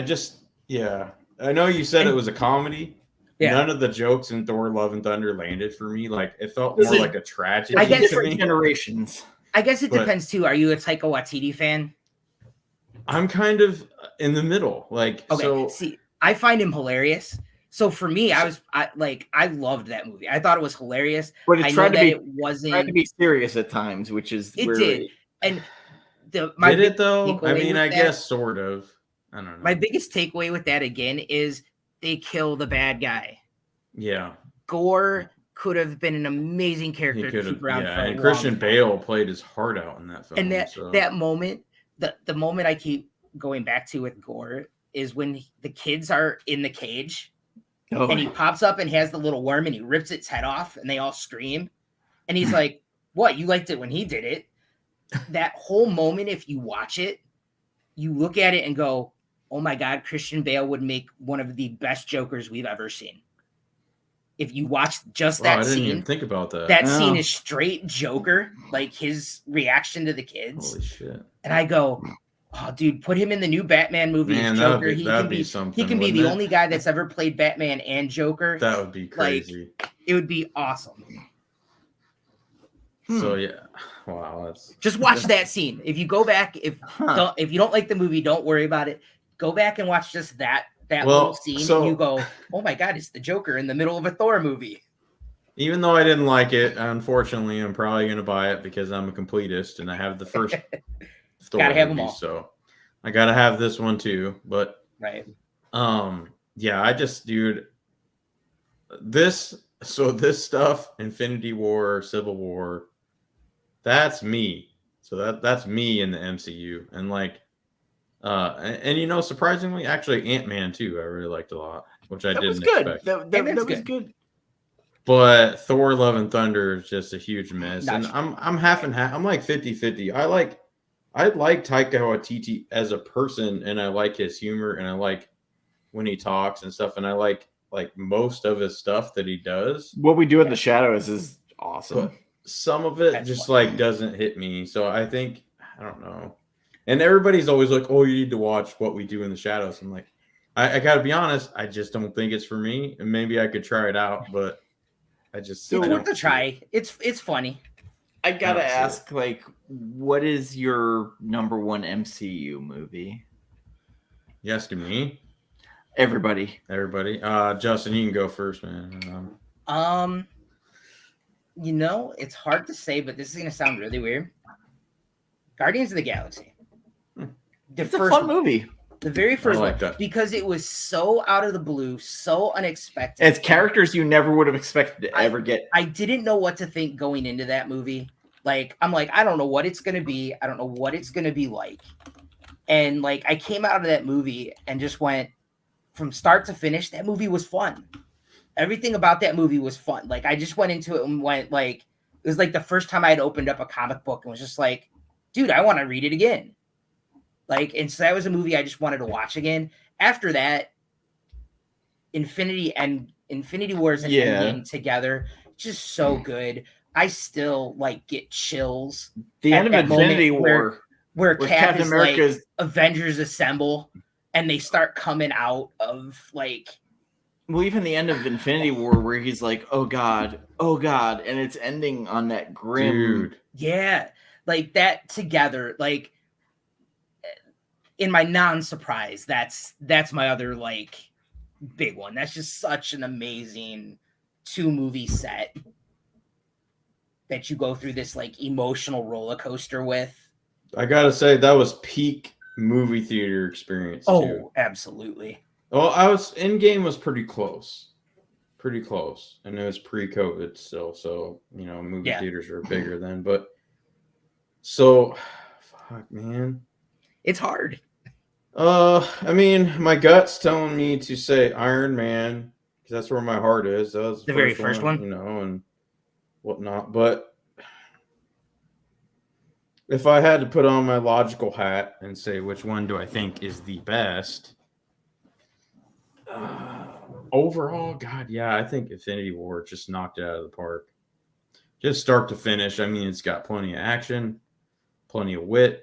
And it's all mixed together, and the script is pretty just you know, good and tight. And that ending, dude, when he's like holding Peter Parker, and he dusts. Oh man, yeah, Mr. Stark. But Endgame had its moments too. So yeah, I don't know, man. But I was telling someone yesterday, Steve Rogers at the end of Infinity War is probably the most like intense scene where he's just like, oh god, dude, that like yeah, that sends like chills up your spine. Yeah, like shivers, but I mean, because we lost. Yeah, it's a pretty.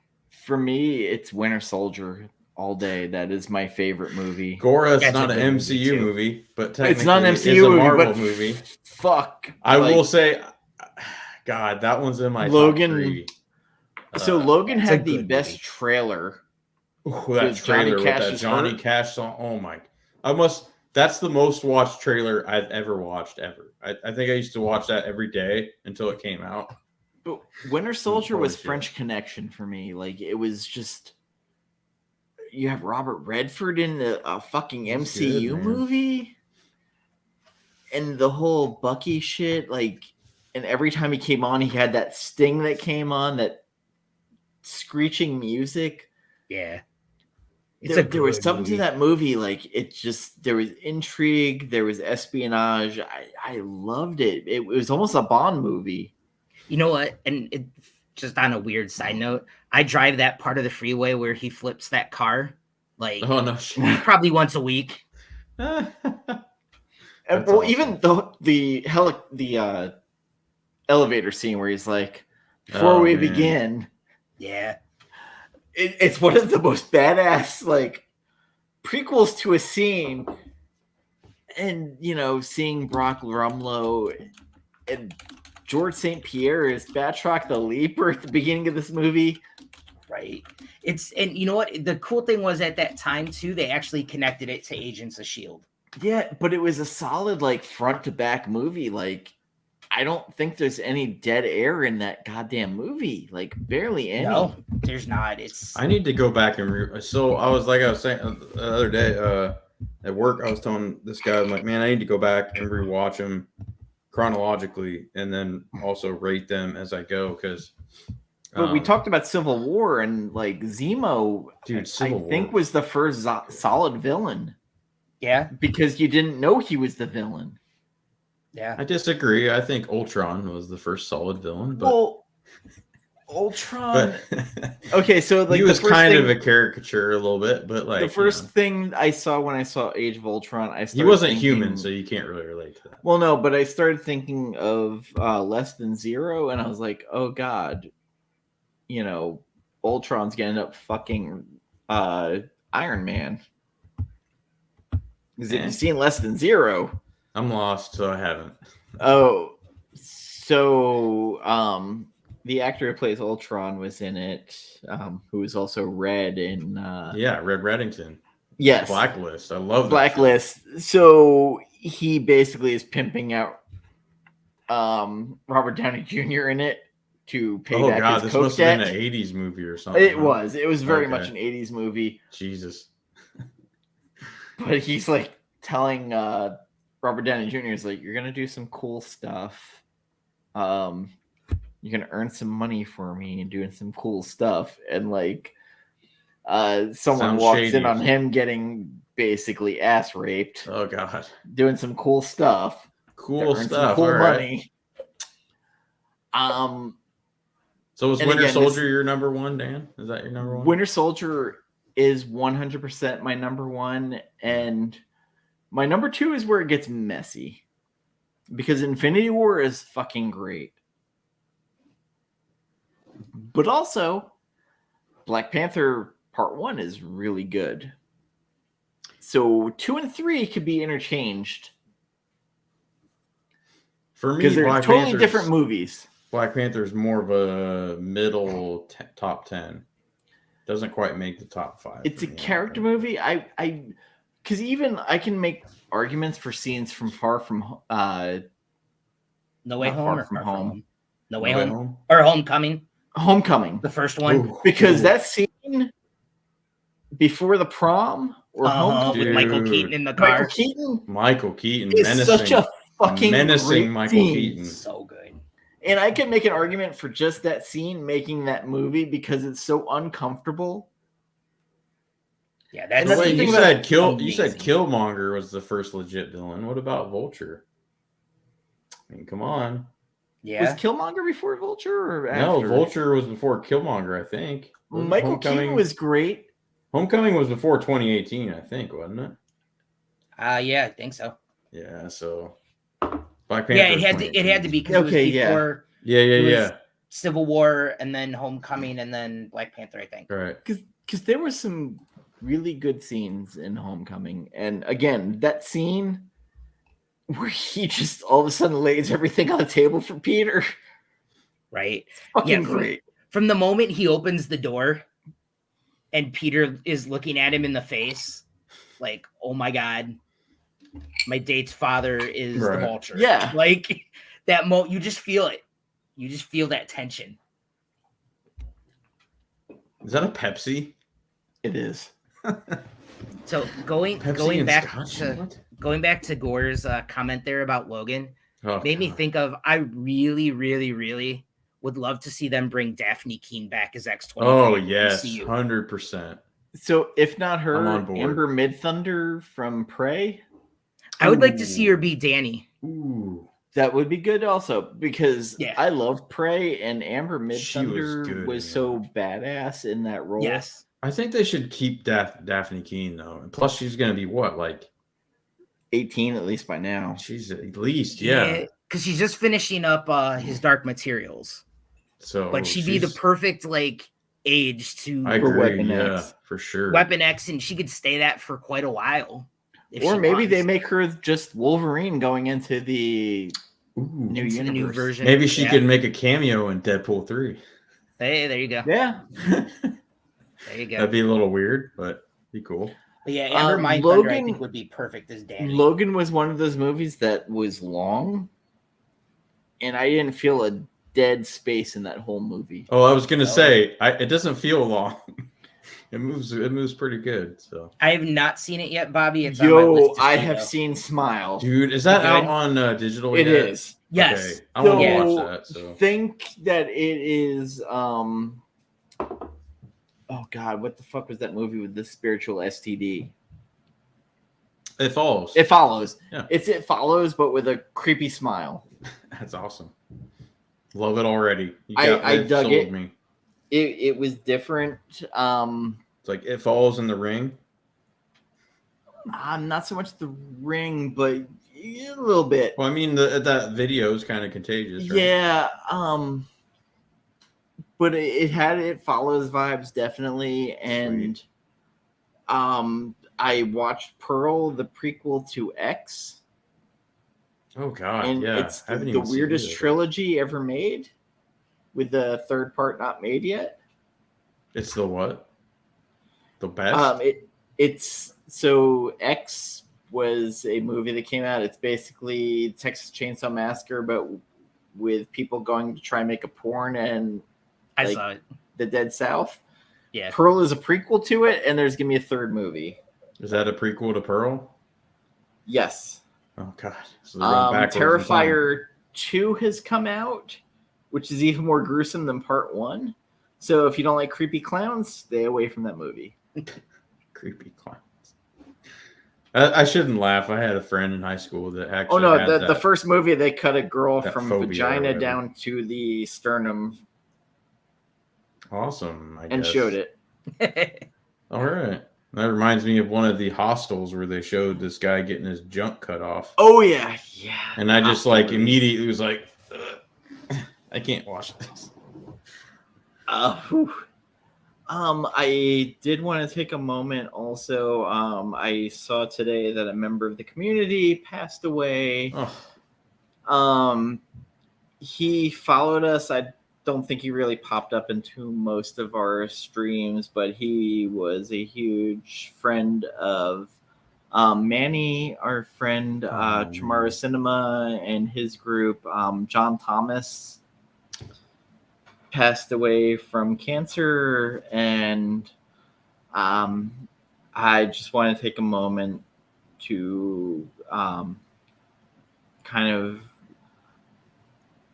tell everybody to just this season, make sure you check in with your loved ones. I had no idea this guy was sick. He never talked about it, never said anything, and I honestly could say I didn't interact with him much because of the group he associated with, and that's on me. But I had very little interaction, but I know. Yeah.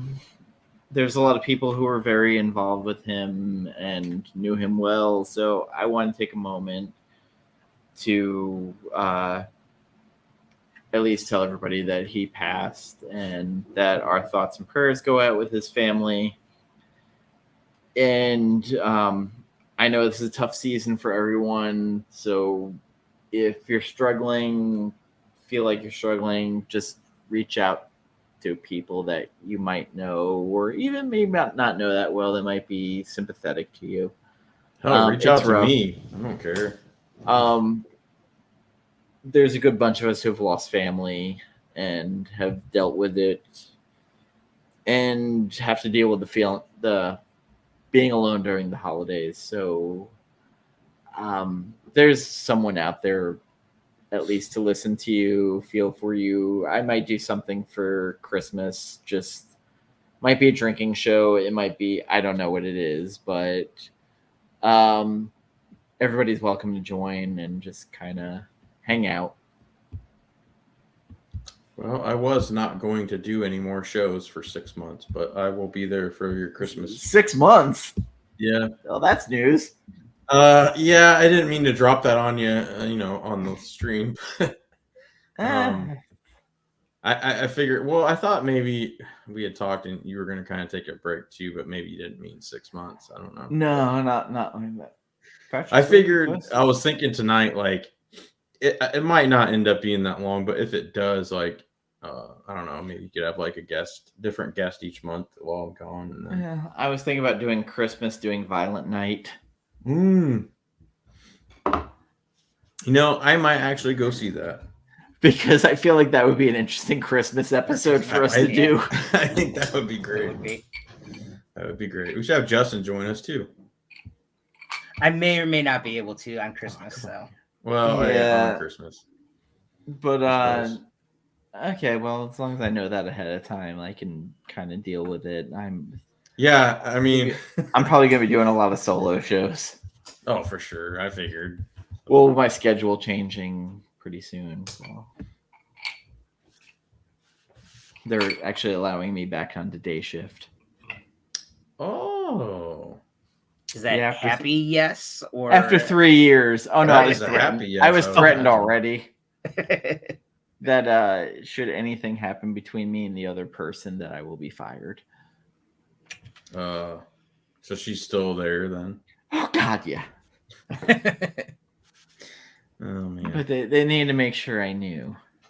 Yeah. But I will have a 2:30 to 11 shift. That's not bad. But it's off of Exile. I've worked myself back to that point. The other person is still a fucking problem. But fucking another dude in the store, so that's even more fascinating. Because her fiance works in another store. Just watch that forest burn down. Yeah. Right. Ooh. What is a movie you could watch 1,000,000 times and never get sick of? God, there's actually a lot for me. I can't. So I call these comfort movies. Star Wars Episode 1 is probably one of them. Evolution, starring David Duchovny and Orlando Jones, is another one. Big Trouble in Little China definitely is one of my top comfort movies. One. I've watched Halloween, John Carpenter's Halloween, many, many, many times. I was not expecting Evolution. That's hilarious. So it's just funny. Like, you just like the hand model thing, don't you? No, it's just dumb and funny. Like the part where he's like, "Do you want some ice cream, buddy?" "Yeah, just put up my butt." Like, I just love that. Orlando Jones is so good in that. I mean, we already talked about one Infinity. Oh, sorry, Justin. Go ahead. Oh no, go. Okay, as I say, for me, Monty Python and the Holy Grail. Oh yeah, I can watch that over and over. Never get sick of that. Strangely enough, A Knight's Tale. I can watch A Knight's Tale over and over. It's a weird. He is a Heath Ledger fan. I'm a Heath Ledger fan. I don't know if I've ever seen that one fully. I've seen parts of it. I'm the guy who went when they went, Heath Ledger's going to be the Joker. I went, he's going to be amazing, and everyone's looking at me like, yeah, what? I'm the idiot that was looking at you like, what the fuck? You're crazy. Well, I love that one. He was in with Julia Stiles. 10 Things I Hate About You. 10 Things I Think I Hate About You. It was good. Him, Julia Stiles, Joseph Gordon-Levitt was in that movie. There's another. And the weird cute girl that Joseph Gordon-Levitt was after that disappeared. Yeah, Side secret. There's another guy in Julia that movie. Stiles. There's another guy in that movie who was like, who's been in a bunch of stuff too. I just don't know his name. It's the like nerdy guy in that movie. Yeah, that's nice. I know a lot of people that love that the Romeo and Juliet, the Leonardo DiCaprio version. They love that fucking version. Yeah, there's a lot of people. And then I can also watch like Dark Knight. I can watch Infinity War over and over. Dark Knight, Infinity War, Tenet, I watched Interstellar, Interstellar. Yeah. Just Friends. Just Friends. Dude, I love Just Friends. I'm sorry. What the? And I can watch Star Wars over and over. Because I was that fat guy in high school that after high school, like I lost a bunch of weight, and I was Ryan Reynolds. So Shelley Duvall and Mia Goth. That is one of the more interesting that's comparisons. sorta, I guess. Yeah, like, I mean, I guess if you're gonna marry,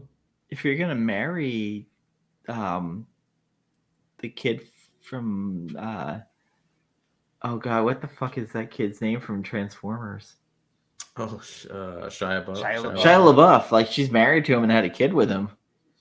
Are they still married? Yeah.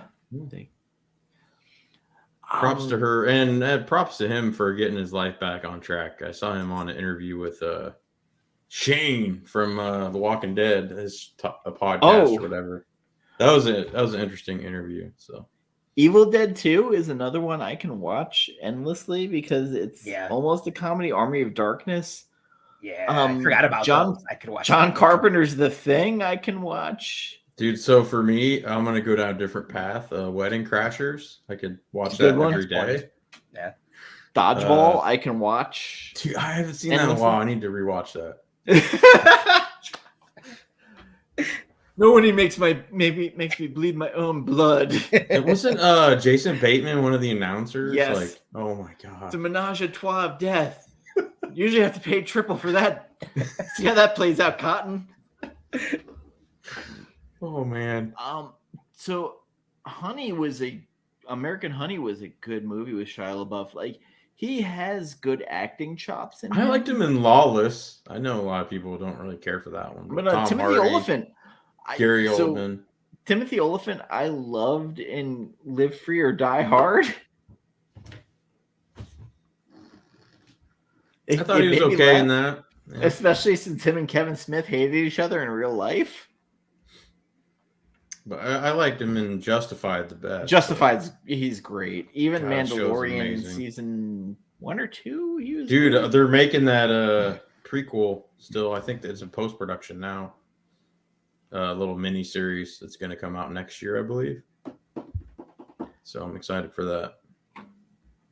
Oliphant's good, and that guy from The Shield who was in Predators. Fuck, I can't remember what the fuck his name is. But he was in The Shield most of the years. He's the kind of Weasley guy, dark hair. He was in The Shield. I think he was in The Shield also. He's in Justified too. He was the meth dealer. His childhood friend. Oh, he was Boyd Crowder? Yes. Walton Goggins? Walton Goggins, yes. I love that guy, dude. He's awesome. I even thought he was good in that Tomb Raider remake, even though a lot of people didn't like that. But Michael Shannon's another underrated actor. Like, so there's what's that guy that was in like some show called Vegas or something? That people confuse him with Timothy Olyphant like all the time. Oh my god! But it was funny because I think it was on the late night show or the late show. I can't remember, but one of the hosts sent the picture of Josh Duhamel. Josh Duhamel. Yeah. So one of the hosts sent a picture of Josh Duhamel to Timothy Olyphant's mom and said, "Well, look who I have on the show tonight," and she thought it was actually her son, and it wasn't Timothy Olyphant. So he made fun of that, and it's like, oh man, so funny. But yeah. So we're getting near the 2-hour mark. So, what would we rate this out of 10 out of for this movie? For the second one? Yes. I'll start with you, Justin. Yeah, I'll let Justin go first. Let's see. I'd probably put it, if we're going out of 10, as an overall movie, the emotional journey that you really take on it. I'd probably say 7.5, 8, honestly, for me. if we're looking on, the grading scale of 80%, I think it's pretty solid. I think, as you said, Dan, it could benefit from chopping a few little things here and there to shorten it down a little bit and just streamline it a little bit. But I think when you look at it as an emotional journey, it really hits its mark for that. But I do feel like it did suffer a little bit from having to change in the middle of what it was originally supposed to be. I mean, there's stuff that I think got added because they had to. And I think if we pulled that back out, the emotion's still there, but I think it obviously changed how well the movie works overall. You got to think how much of a bigger mess this could have been. Like, it really could have been a giant mess with everything that went down in the background. Oh, yeah. That reminds me. It reminds me of The Dark Knight Rises, because they had to scrap their whole plans for that too because Heath Ledger died. So yeah, I'm with you, man. And I think 8 is solid. That's where I was at, or even 7.5. I wouldn't go that low, but 8's that's right where I'm at, I think, right now. So I'm sitting at 7 out of 10. And mainly I had some pacing issues where I said, like, if I have to look at my watch, something's going wrong during it. There are some scenes and parts in this that make it ascend over even the first one. I really think Angela Bassett had way more to work with in this movie. Yeah. I think some scenes, particularly with Shuri, didn't work for me. I thought Namor was a compelling villain / Anti-hero.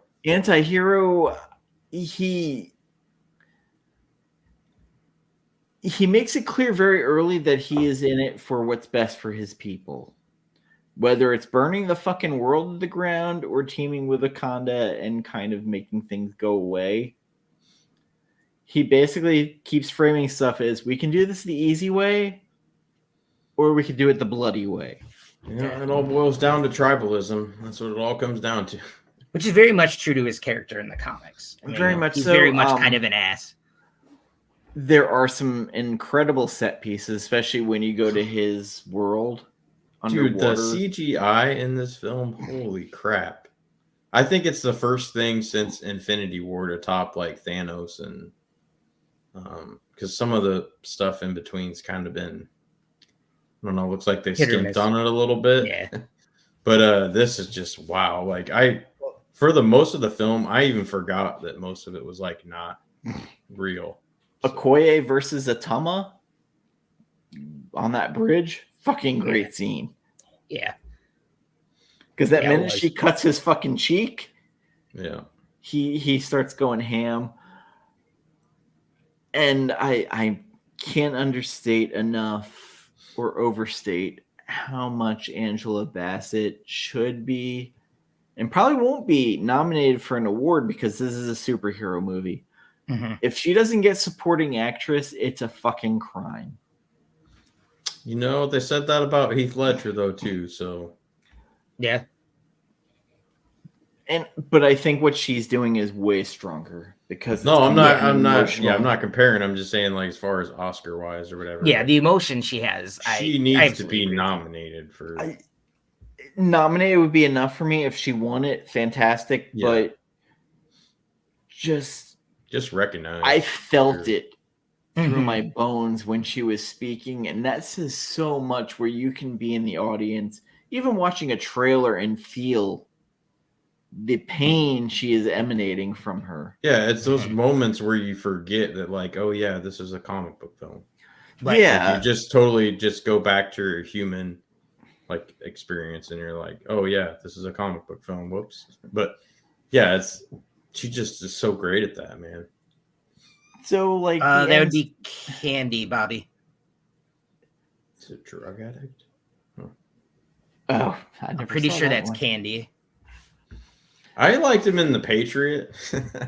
Patriot was interesting. That was about my experience with Heath Ledger before the Dark That was Knight. really, really young Heath Ledger there. 10 Things I Hate About You was really good. Never saw it. Because it's a weird cast. That's it was a romantic comedy, right? I kind of got out of that. So During that time period. And during that time, I was really an Aronofsky. Ooh, The Fountain. Oh, well, not even God. The Fountain. The Love movie The with the American Requiem. Okay. Oof. I never saw Brokeback either. Brokeback was a beautifully shot movie. It was. It's weird because there was an article lately that went back to Ang Lee's Hulk. Okay. Saying that was an underappreciated movie because it was too artistic. I'm not sure about that. I can kind of. I don't think Ang Lee was the right director for that. Yeah. But, yeah. No, I can make an argument for the Louis Leterrier Incredible Hulk movie that had Ed Norton as Bruce Banner. Bruce, yeah. Man, he really blew that one, didn't he? I didn't think it was horrible, but I didn't think it was great.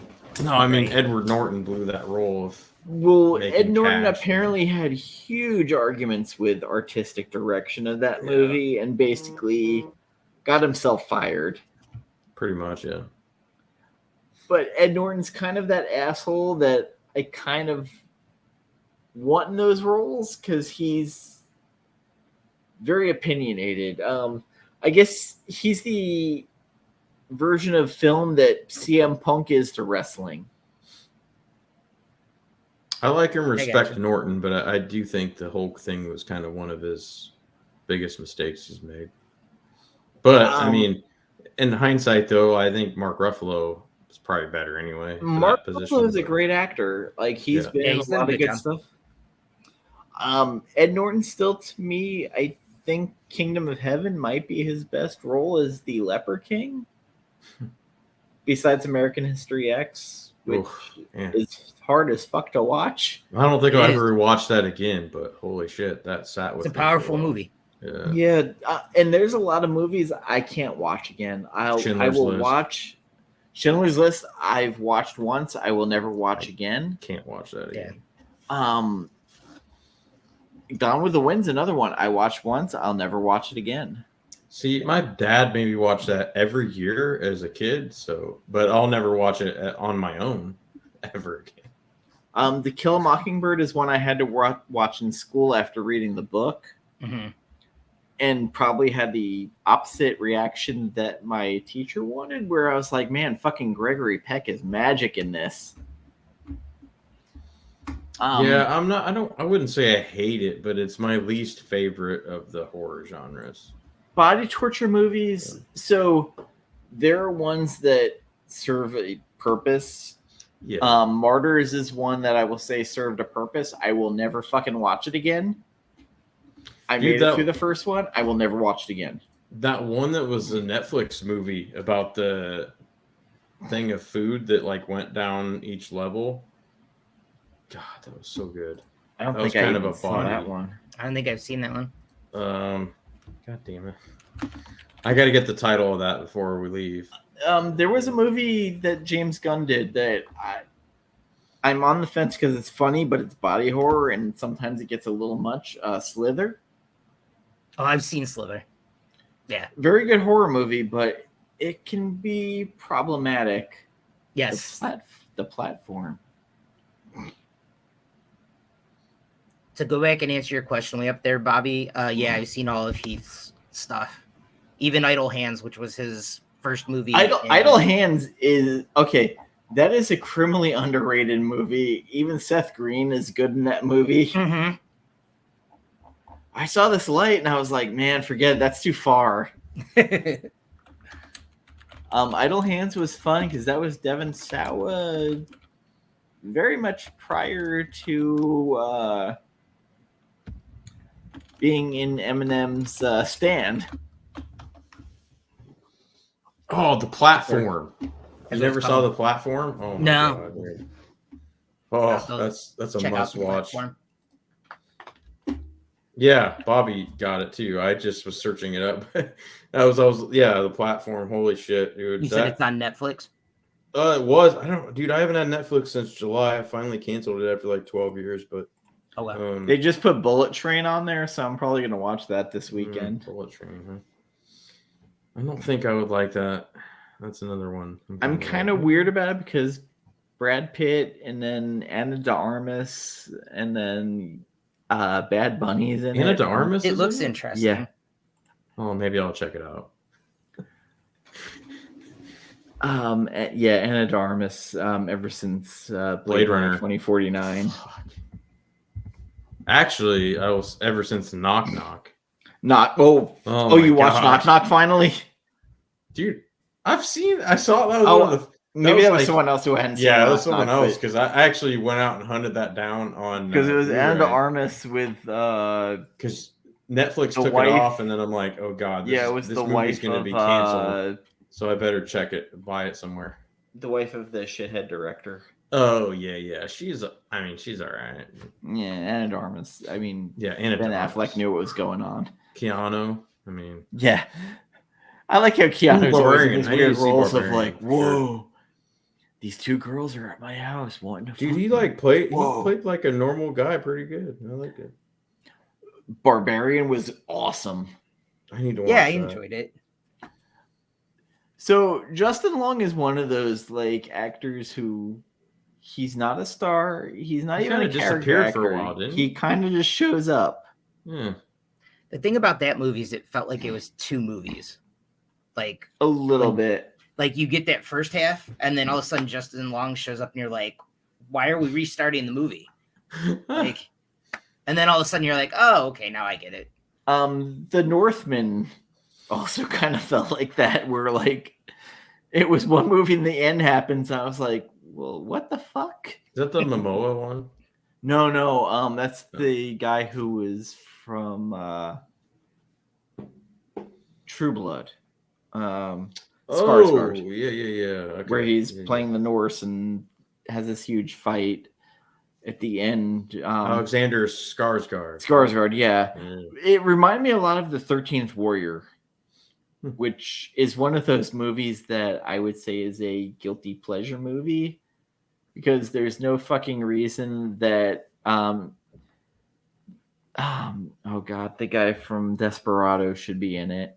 Antonio Banderas. Antonio Banderas is in it, but he's in it, and the guy from Lawrence of Arabia is in it. It's a very strange movie, and it's off Michael Crichton's version of Grendel. Huh. I like from Michael a book Crichton. called Eaters of the Dead. I always like Michael Crichton. And it was fascinating because it shouldn't work, but it worked well for me, at least. Because Antonio Banderas, whatever you say, he's charismatic even when he's acting horribly.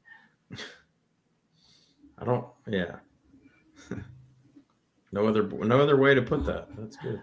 He's one of those actors where he's not great, but he's fascinating. All those mariachi movies or Desperado, like, he's not great, but you keep watching. Yeah. Right. And there's a lot of actors like that. I would even put Brad Pitt in that category. Is he great in Fight Club? No. Richard Brake, the next Freddy. What? So I keep What? seeing. Who's this guy? I keep seeing the guy from Footloose, Kevin Bacon. Kevin Bacon, being put as the next Freddy Krueger. Which That guy. Yeah, I could see him playing Freddy Krueger for sure. I'm kind of okay with Richard Brake. Kevin Bacon playing him. No. I don't want Freddy Krueger to be on the 13th degree of Kevin Bacon. It's not cool. Whoever it is just has to have some They have to have charisma. comedic chops. They have to have charisma. Charisma. Yeah, no A-listers. That's what I'm thinking too. Yeah, Bobby. So weirdly, I guess Kevin Bacon's technically might not be an A-lister, but the person who actually probably could do it, and God help me, is Hellboy. what? Both of them. Hellboy? You're not talking about Black Widow's dad. Yeah, I could see Harbor playing him. Freddy I could Krueger? also. I could He's also getting see. big there. Too big. He'd have to shred a lot. I mean, of I weight. could also see. What the fuck's his name? Who played the first Hellboy? Oh, Ron Perlman. Ron Perlman. I could see that more than the new guy. Ooh, Kevin Bacon, the Woodsman. Awesome. Dude, Stir of Echoes. I really like Stir of that. Echoes was great. That's good. The movie with Reese Witherspoon where he was a pedophile and she beats the shit out of him was awesome. What the? Thankfully, I never saw that one. Yeah. Oh, it wasn't him. It wasn't Kevin Bacon. It was Xmas movie night. Hell yeah, Die Hard. That is the best Christmas movie ever. So John, we're talking about doing Violent Night. Hell yeah. I think that would be a good Christmas episode, and then if you want to take your break. Is Charlie old enough to watch Die Hard, John? Oh yeah. I'm just she's a kidding. teen I now. know they're like way more intelligent than their age. I just wanted to give John shit. Thanks for ruining that, Dan. That's what I'm here for. I'm here to shit on points and everything else. And to go off on tangents. And I only went on partial tangents. you didn't do tonight. too bad tonight. I'm gonna be honest. I think Justin helped keep this It's on. usually when Jen's here that the tangents start going into like, Yeah. hey, let me tell you about Lethal Dune. Weapon. That's another good Christmas movie for sure. Is it a Christmas movie? That has my all-time favorite Christmas song in the opening, actually. It's not Christmas in Hollis because that was in Die Hard. Nope, Jingle Bell Rock. Huh? Christmas movies that are action movies. I always call Gremlins a Christmas movie. Gremlins Yes, is fucking Gremlins is a depressing. Christmas- Yes. Reindeer Games, the greatest Christmas movie of all Oh, time. fuck you. My name is Rudolph. Wasn't Angelina Jolie's ex-husband in that? What's his face? I'm sure he was. Oh God! I feel like we Jesus. need John and Was Bearded the to Predator? come back. No, the Predator was not Christmas. That was not Christmas. That might have been his first non-Christmas. I feel like we need John and Bearded to come back for. I think we Christmas should episode. too. We should do like a Batman It'd be Christmas better had you too. put it during Christmas. Honestly, there's a couple of Batman episodes that are still great. Batman. Don't forget, kids, to watch Batman Returns. Also the best Batman Christmas movie of all time. You know what? I might have to do that for Bearded. Because he, for some reason, is unapologetic about that fucking movie. He is. Yeah. It's not horrible. It's just not great. From what I recall as a kid, I just love it. No, you know what you loved? The weird, like, I knew you were going to say that. Prepubescent. prepubescent watching Michelle Pfeiffer walking around that leather tight suit and be like, huh. Danny DeVito being all creepy. Well, Danny DeVito is a rapist. He is 100% a fucking rapist in them. He makes the creepiest fucking comments in that movie. Yeah. Kiss, I kiss, didn't bang, realize bang. that until I Ooh. got older. When I was a kid, I just thought he was funny. Kiss, kiss, bang.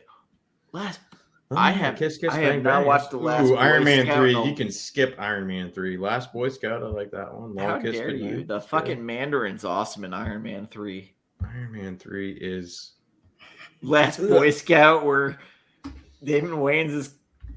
Hello, If James. I had to pick an Iron Man movie that they should remake, Iron Man 3 would be my first choice.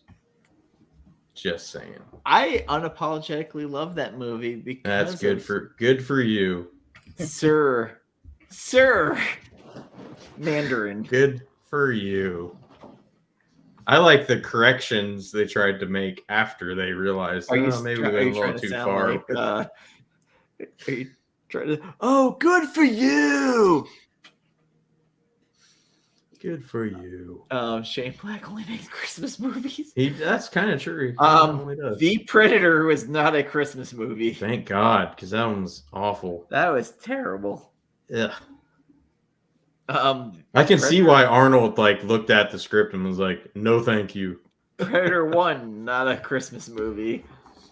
But it has Jesse the Bobby Ventura saying, this will make you a sexual Tyrannosaurus. Was Shane Black a writer on that or something? Oh, yeah, he wrote it. Yeah. But he wasn't a director, so that doesn't count. No, I like the Mandarin. Oh my God! Yes, I've seen Shang-Chi or Shang-Chi. See, John and I are on another level. They had that planned out. Yeah, we know. It's great. Yep. Mm-hmm. Yep. He liked the actor. That's great. I mean, John, because he watched The Limey once, maybe twice. I'm not gonna lie, I do love Sir Ben, but Ben Kingsley, Gandhi. And he was great in one of the Sopranos episodes too, as himself. It was so hilarious. Christopher was like coked out and like. No way, Christopher was coked out on drugs. Oh yeah! Wow, on the Sopranos. It was terrible. It was terrible. John loves the Limey, of course. So this is the weird part of the show. If you like Black Panther 2, what is a movie you would recommend? This is kind of weird. Ooh, I gotta think about that one. I wasn't prepared for this. I didn't think we were gonna do that with this one. I gotta think about it. So it has emotional levels to it. Yeah, John. I know. The first one? Or are we talking the Predator? I mean, he is a predator. He says the Predator. He was a predator in real life. But I mean, Olivia Munn wrote it in her book. Shane Black? Yeah. Oh, that makes me hate him even more. Anyway, the first Predator, not the Predator, was excellent, but the Predator was garbage. I don't remember Shane Black being in the Predator, was he? He is. He's one of the he's one of the guys in the group. He's the one who keeps telling the horrible jokes. Oh, that figures. That fucking figures, of course. So weirdly, I'm going to recommend Prey. Ooh. If you want a weird multicultural movie that has a bit of action in it, and I'm hilarious. What? Not hilarious. Kind of underdog protagonist. I feel like Prey would be a good one to check out on Hulu. If you want to see a predator wrestle a bear, this is the movie for you.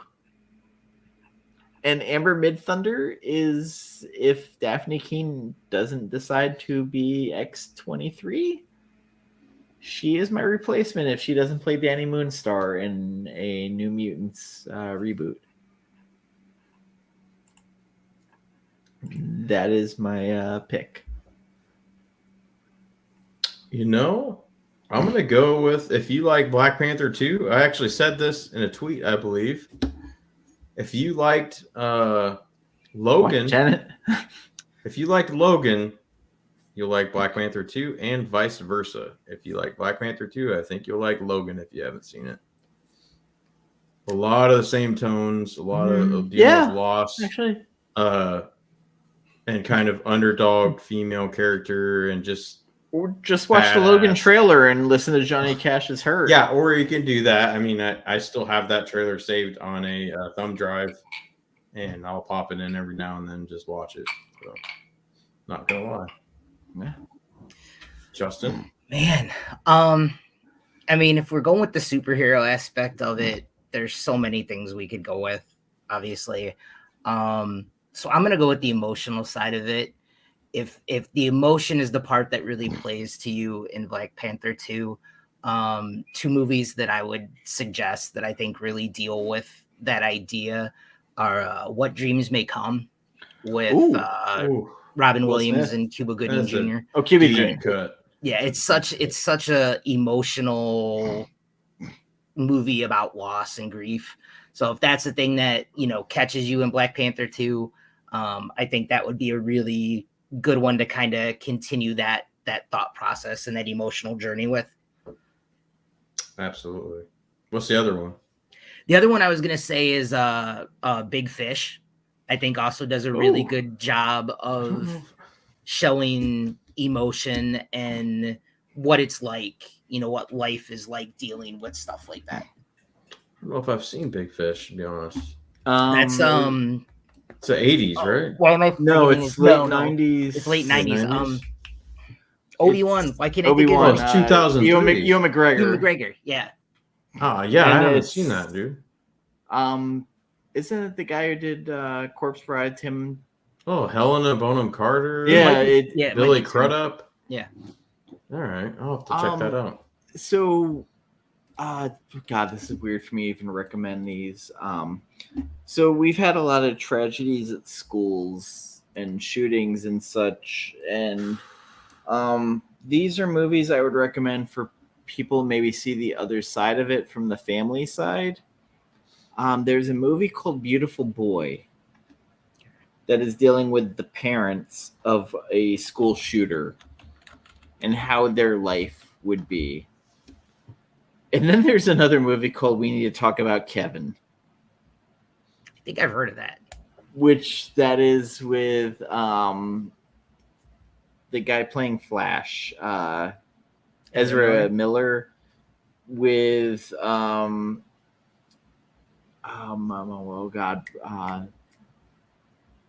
good God, the actress who is in Constantine playing one of the angels. She's kind of male, female, kind of. The ancient one. I know who you're Yeah. talking about. It's her playing the mother, God damn, and why he can't I remember kills her name? his school basically. But Beautiful Boy was with Michael Shannon, Okay. being the father of a kid who shot up his school. You know, that's not It- the first time you've brought that up. I need to check that It's a out. weird, different take of seeing it from the parents' perspective of how do you deal with this, Right. and basically the breaking up of a family. So I feel like it's something to kind of see from another point of view of what the parents have to go through. It's definitely done. It's a very emotional way of looking at it, and the actors and actresses in those movies are fantastic. Again, it's a horrible subject, but it's kind of interesting to see it from a different point of view.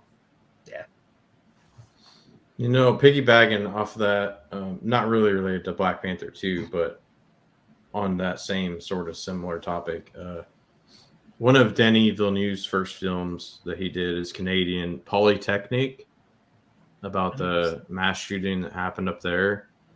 That is something I recommend. It's hard to find right now. I don't know why.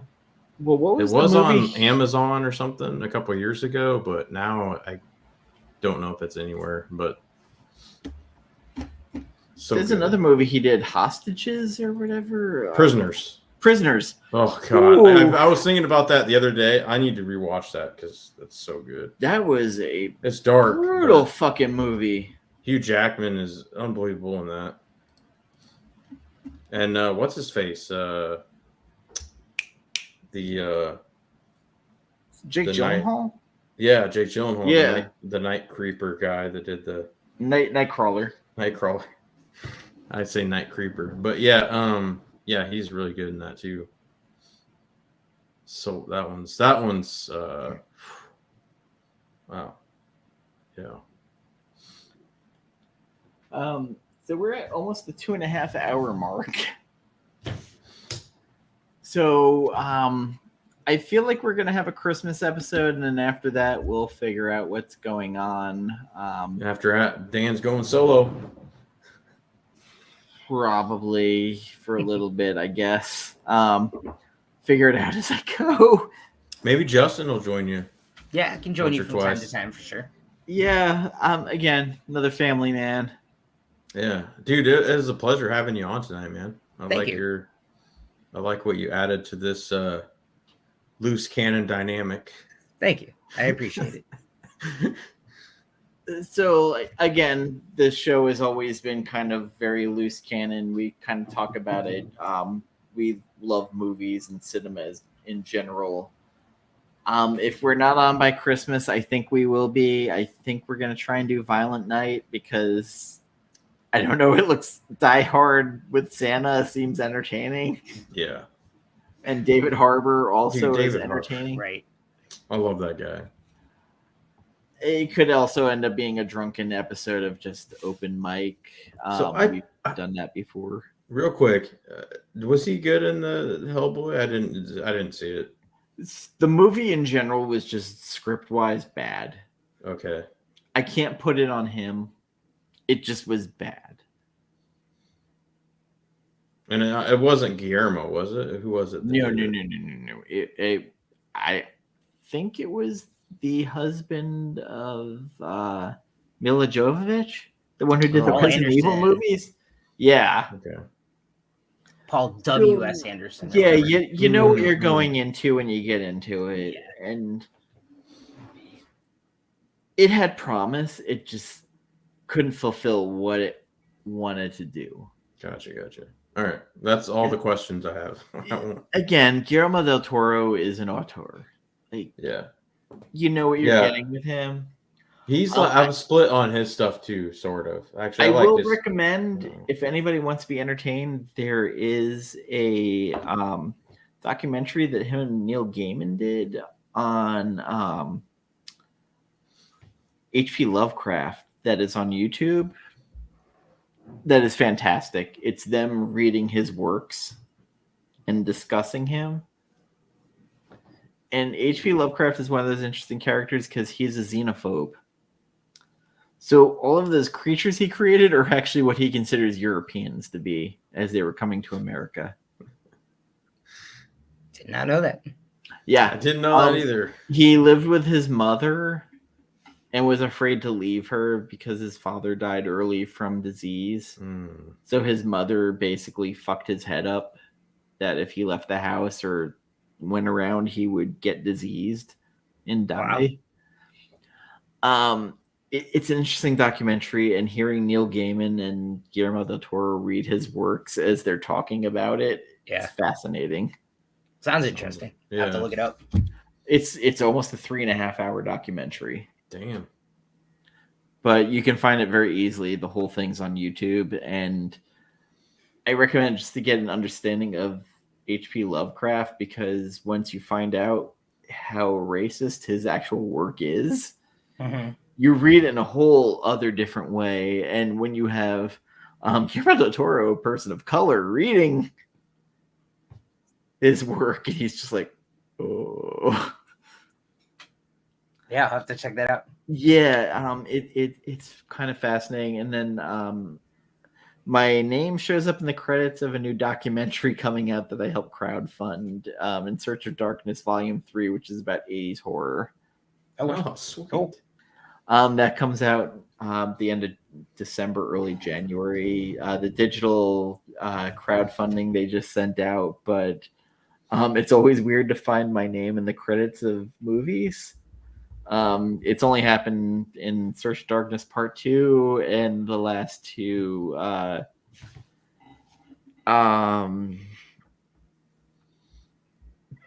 Friday the 13th fan films. Speaking of, have they figured out what the legal stuff with that going on is yet? Yes. So certain things can come out under one person's name without Jason. And there's a prequel coming out by Brian Fuller, who did Hannibal. That's going to be called Crystal Lake. That's going to focus on the mother. Really? Anything Jason involved is coming out from the other person. Gotcha. So they've completely split it down the middle of anything not dealing with Jason is under this person's name, and then anything with the other is coming out under the other person's name. So we'll see what the output's going to be, but Jason obviously is the most popular of. You know, despite not having Jodie Foster, I feel Hannibal wasn't actually as bad as people make it out to be. Also, the soundtrack by Hans Zimmer, unbelievable. Well, I mean, when you have that actor also, Mads Mikkelsen, who... Oh, you're talking about the show. I thought you were talking about the movie. With the movie was interesting. Okay. The series was better. Yeah, the series was fantastic. Brian Fuller is great, and Mads Mikkelsen, I mean, from the moment I first saw him in Casino Royale, which was my first introduction to him, he was fantastic. Yeah, I need to go back and rewatch. Especially with the bleeding of the eyes. I need to rewatch that. No, Fuller has gone from Hannibal. He will be doing this Crystal Lake show. Is Hannibal still on? Hannibal had gone on a break, but I think it's pretty much over at this point. I was gonna say, I thought I'd heard it was basically done.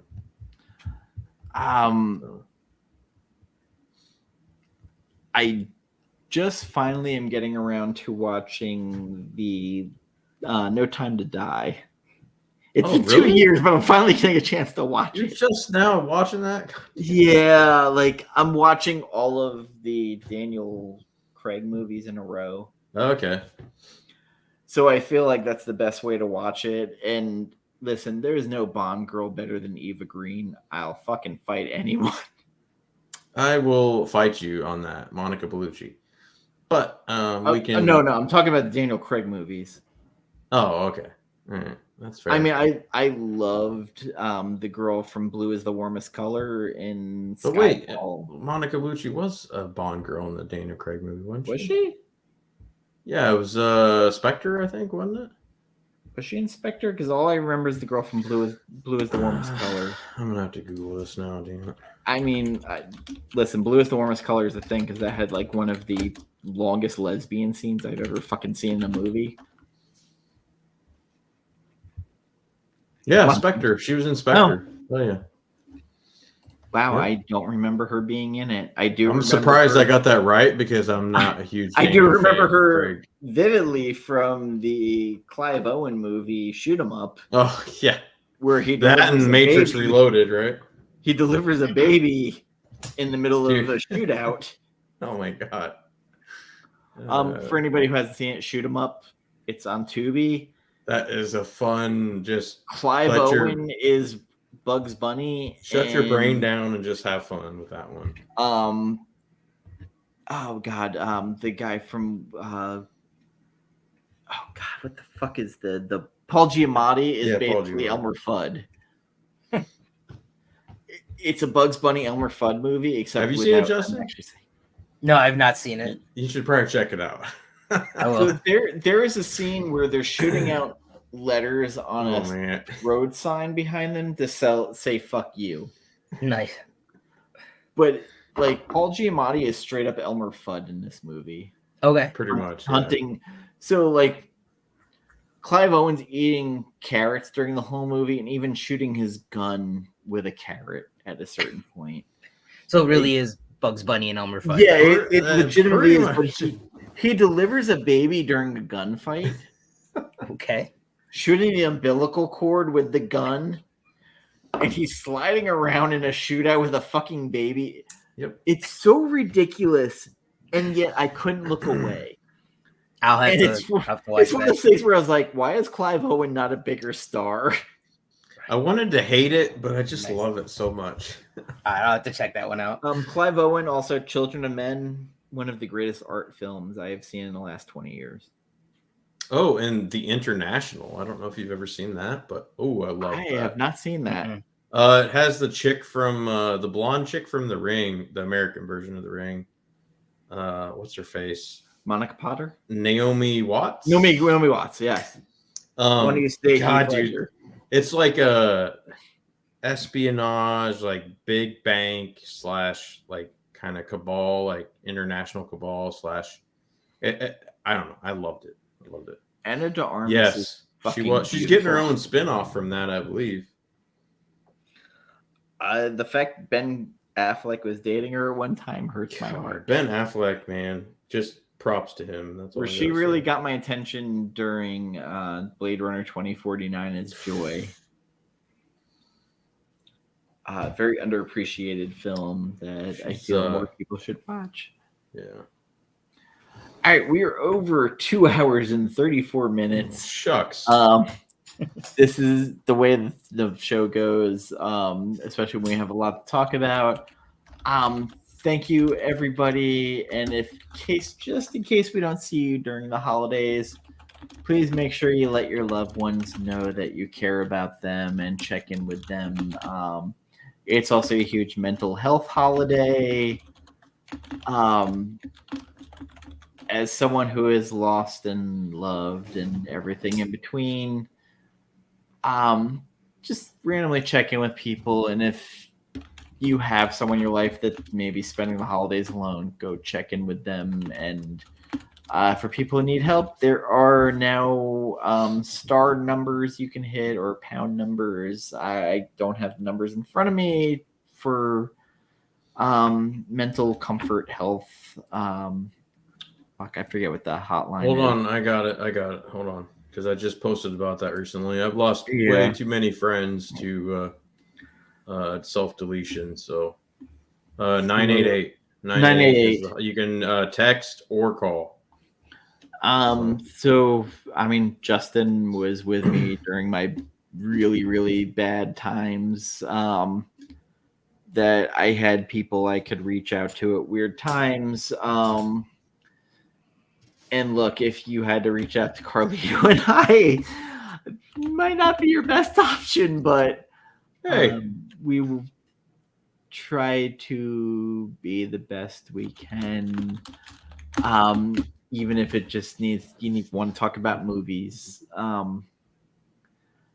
I pretty feel strongly about this. I luckily had Jen Gambit and D Comic Queen or Comics Queen now, Nat, going through what I was going through. Talking to them at weird hours of the night. And there's always something better out there if you're willing to fight. I know I'm taking this real serious at the end. Right. But whatever's bothering you, it's not worth it. You got to take a moment and think about it. And I had to learn how to make accountability list. And it's amazing when you start writing about what you're responsible for, what went wrong that you're responsible for. A lot of therapy had to be played into that, but it's an interesting thing to go through. And if you've lost and loved, there's always something over the horizon.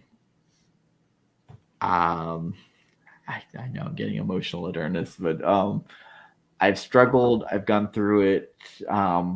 We've all gone through it. I know Justin has gone through loss. I've gone through loss. Carlito, I'm sure at some point you've gone through a loss.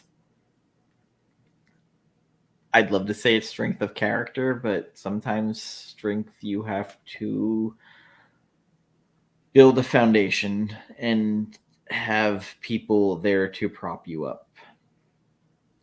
And the holidays are hard. I'm not going to lie. Like, since I lost my mom every year, it's a struggle. I lost my mom. I lost what I considered the love of my life. The year after, it's weird. It's fucked up. And you figure out coping techniques. I mean, I started doing YouTube to deal with my mom's death. And it helped to a degree. Of course, I'm talking about stuff she loved. She loved comics. She loved horror movies. She loved dumb fucking movies. I do remember she hated Dune more than anything else I can remember her ever, because my dad dragged her to the original 1985 Dune, and I just remember her turning, what the fuck did we just watch? This is fucking stupid. And I agree with her. Like, it was fucking stupid. But there's always something there, something to fight for, something you love that just lean into. And I feel weird making lectures like this because I'm terrible at this. But I'm on a public forum and I feel like I've gone through enough shit that I can talk about stuff like this. Hell, even if you have to get a fucking annoying ass fucking cat like mine. Hey, well, I got a cat. She's not annoying, but No, but that was actually a therapy thing. They told me to get a cat because of something I care about, and he's an asshole, but he's my asshole. you know what's funny is I didn't think about that, but I think in hindsight, when I got mine, it was kind of similar too. So, yeah. Because it's this thing that you need to take care of that can be cute, annoying, a kind of piece of shit. As I watch him shitting in front of me right now. Yeah. Yeah, never forget that. Gore, this is good stuff. So again, this is the time of year everybody kind of struggles. Somebody's lost somebody. First couple of years were hard for me. The first year in particular, I buried myself in work. I buried myself in fucking YouTube, which I was terrible, and I'm continue to be terrible, but I still keep doing. I don't know, man. Some of those early reviews were pretty actually interesting to watch. It's trying to, it's even more interesting when you see me calling out the person I'm dating's husband. That was fucking real classy of me to do. Oh god, I still cringe. Not a good person. I'm not even gonna feign I was a good person at any point. You learn, you live. But find something you like. Even there was YouTube channels when my mom passed away. We watched a movie and Drum Dums. I buried myself in their reviews every day. I just watched horror reviews because they entertained me. They were kind of funny. Drum Dums ended up becoming kind of my mentor when I got into YouTube, where he told me what gear I needed and kind of put me in the right direction. And it's a struggle. There's no right way to get over it. Just find something you like, make a diversion. If it's YouTube, watching YouTube, just fucking attack it. Go at it. I'm probably the wrong person to ever be giving advice because there's no right advice. I've somehow made enemies on here not trying. I started right before COVID, which was a weird fucking time to start. I ended up finding Jen, who probably was the perfect person to have during that time. Yeah. To help me through whatever, because she was the right kind of weird. We really made fun of David Carradine jerking himself off to death and saying that should be the new Crow because there's a victimless crime. The rope maker should get taunted.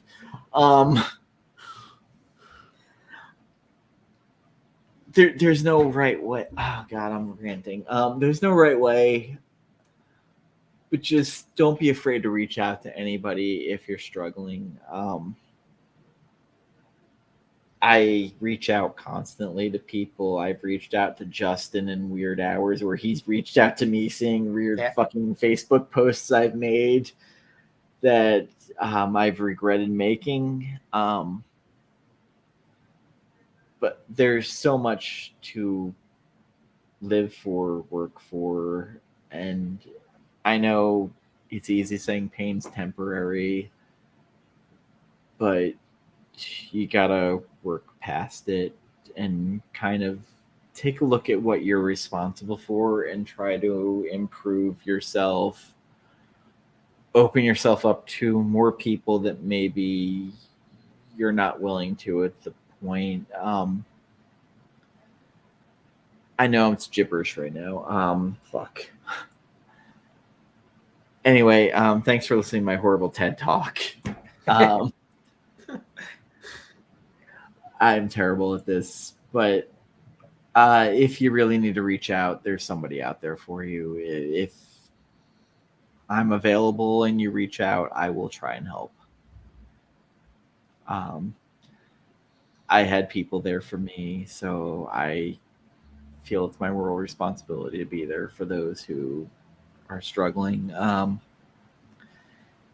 Anyway, thank you for watching this episode. Going on 3 hours. If anybody's got anything they want to plug before we leave, don't talk about Ohio State backing into the playoffs because I'm not. Yeah, that's what they did. Yeah. Oh. Totally what they did. Hey, they're my team, but for 2 years that defense has not been good. I don't think it's gonna be good next year either. So just is what it is. I guess if you want to contact me at all, Impact Player Via and just about everything is a good way to get a hold of me. Twitter, Instagram, it's all there. It's about it for me. I mean, as Dan said, and as this episode kind of touched on a lot, as we said, a lot about emotion, about loss, about how people deal with it. And, that it's one of those things we're all going to treat it a little bit different. We're all going to go through different stages. We're going to have times where we feel at peace with it and times where it's going to hit us out of nowhere all of a sudden. And, find that person, have those couple people that you're always willing to, reach out to and just say, hey man, I'm not in a good spot right now. Can we just talk? Even if it's just, as Dan said, about movies, about comics, is about whatever. It's important to have that. And, we see that in the movies sometimes. And I think Wakanda Forever did a good job of showing you just, where people's emotions can go and where they can lead them if they don't find that inner peace or find that person to finally like talk to and figure it out. Yeah, 100%. And I disagree, Dan. I don't think you're not good at it or give bad advice. I don't believe that. I think for each individual, your advice might or might not apply, but like you have experience. Justin has experience. I have experience. So we all bring something different to the table, and yeah, reach out because I've had too many brothers I've lost in the heat of the moment, and you just gotta, if anything, just give it 48 hours and try to talk to someone, try to do, just don't act on the impulses that sometimes we get, like try to stave that off as much as you can. And yeah, I think you'll find that there's more to life than what's sinking you down in that moment. So that's really all I got to say. But I'm hoping the Jason David Frank whole thing was a wake-up call to a lot of people, because I hope so too, man. After seeing his wife's post that literally they had just been working shit out and she went to go get a snack, and in the time she went downstairs to get a snack, like that's all it takes. That's all the time it takes for just intrusive thoughts. And reading her, even having to fucking put it out there in public to describe this shit, it's just wrong. Yeah.